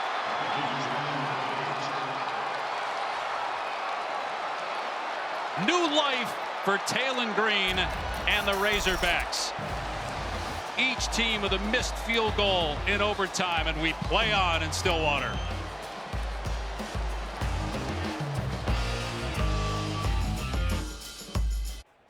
Kevin Nagani back in studio. I want to remind our audience, Kentucky, South Carolina currently underway over on ESPN News. It is scoreless 5 minutes into the contest in Lexington. We'll see that game on ABC after double overtime, maybe Oklahoma State, Arkansas. Back to Dave, Dusty, and Taylor. And now, Kevin, here in the second overtime, if there's a touchdown, you have to go for 2. Neither team was in that position in the first overtime. Missed field goals from both kickers. And now Oklahoma State, as they flip the field, will be on offense first from the 25-yard line.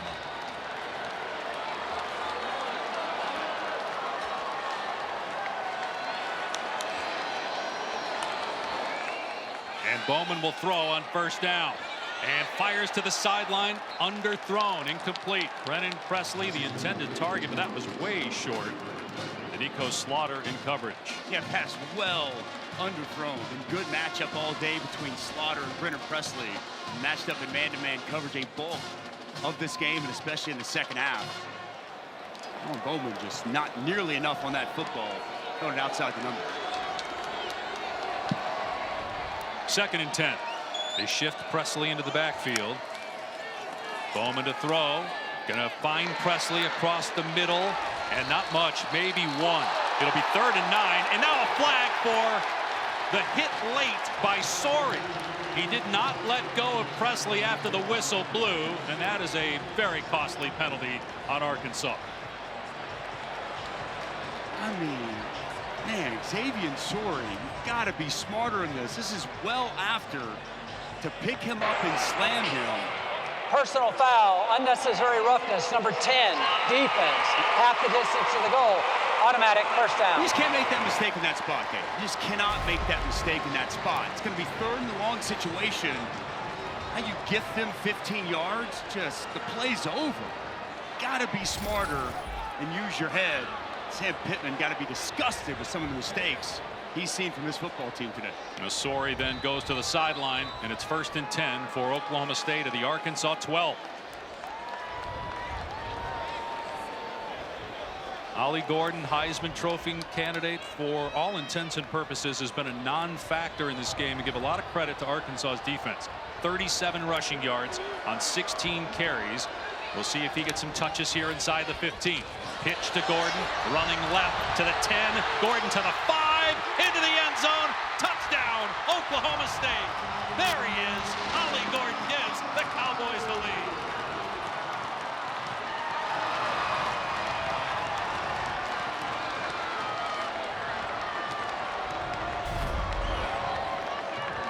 But perimeter blocking so good in this spot.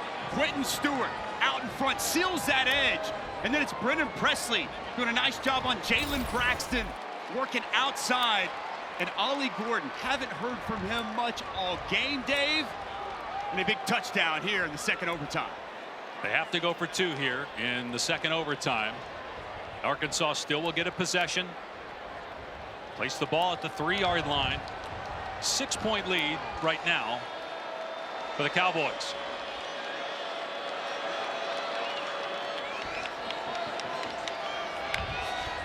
Bowman to the air with time. Throws end zone, caught for 2 points, and it's Ollie Gordon. 39-31, Oklahoma State.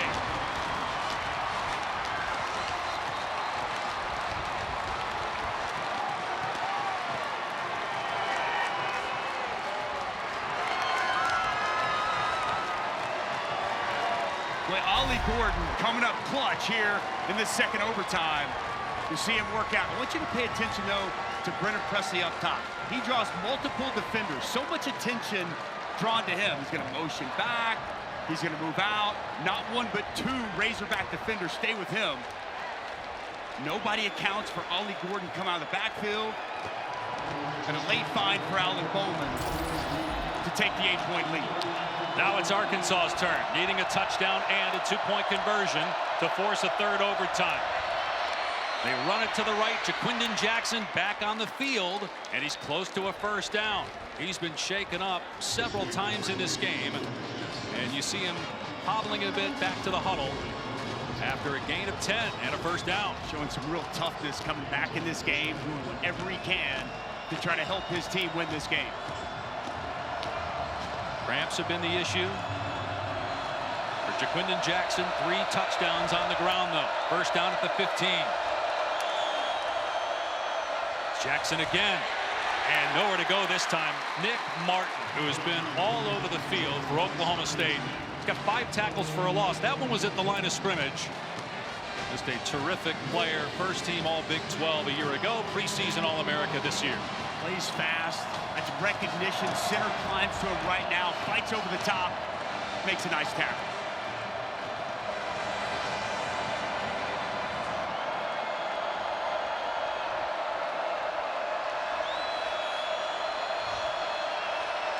Second and 10. Green will throw.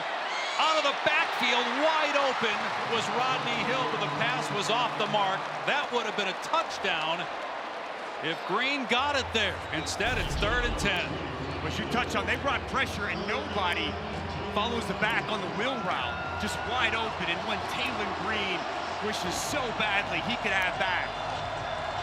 Just a walk-in touchdown pass to the running back that nobody located or identified. 2 more chances to either get a first down or into the end zone. 3rd and 10 on the 15. Green to throw with time over the middle. Hill made the catch, and it's close to a first down. They'll mark him a yard short. It'll be 4th down and about a yard at the 6-yard line. Again, needing a touchdown and a 2-point conversion to send it to a 3rd OT. We've seen throughout the course of this game the offensive line of Arkansas get push, get movement. I'd be surprised. This game comes down to this 4th down if we don't see Sam Pittman, Bobby Petrino lean on that offensive line in this spot. But no Jaquindon Jackson on the field right now at running back. It's Rodney Hill for 4th down and a yard. They're going to run it anyway. Hill is hit. Second effort. No! Oklahoma State holds up at the line of scrimmage, and the Cowboys win the game in double overtime.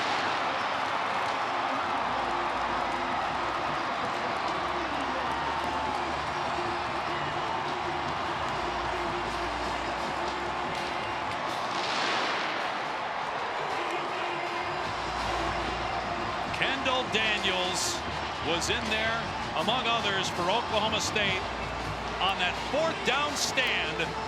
39-31 the final score as the Cowboys win it in double OT.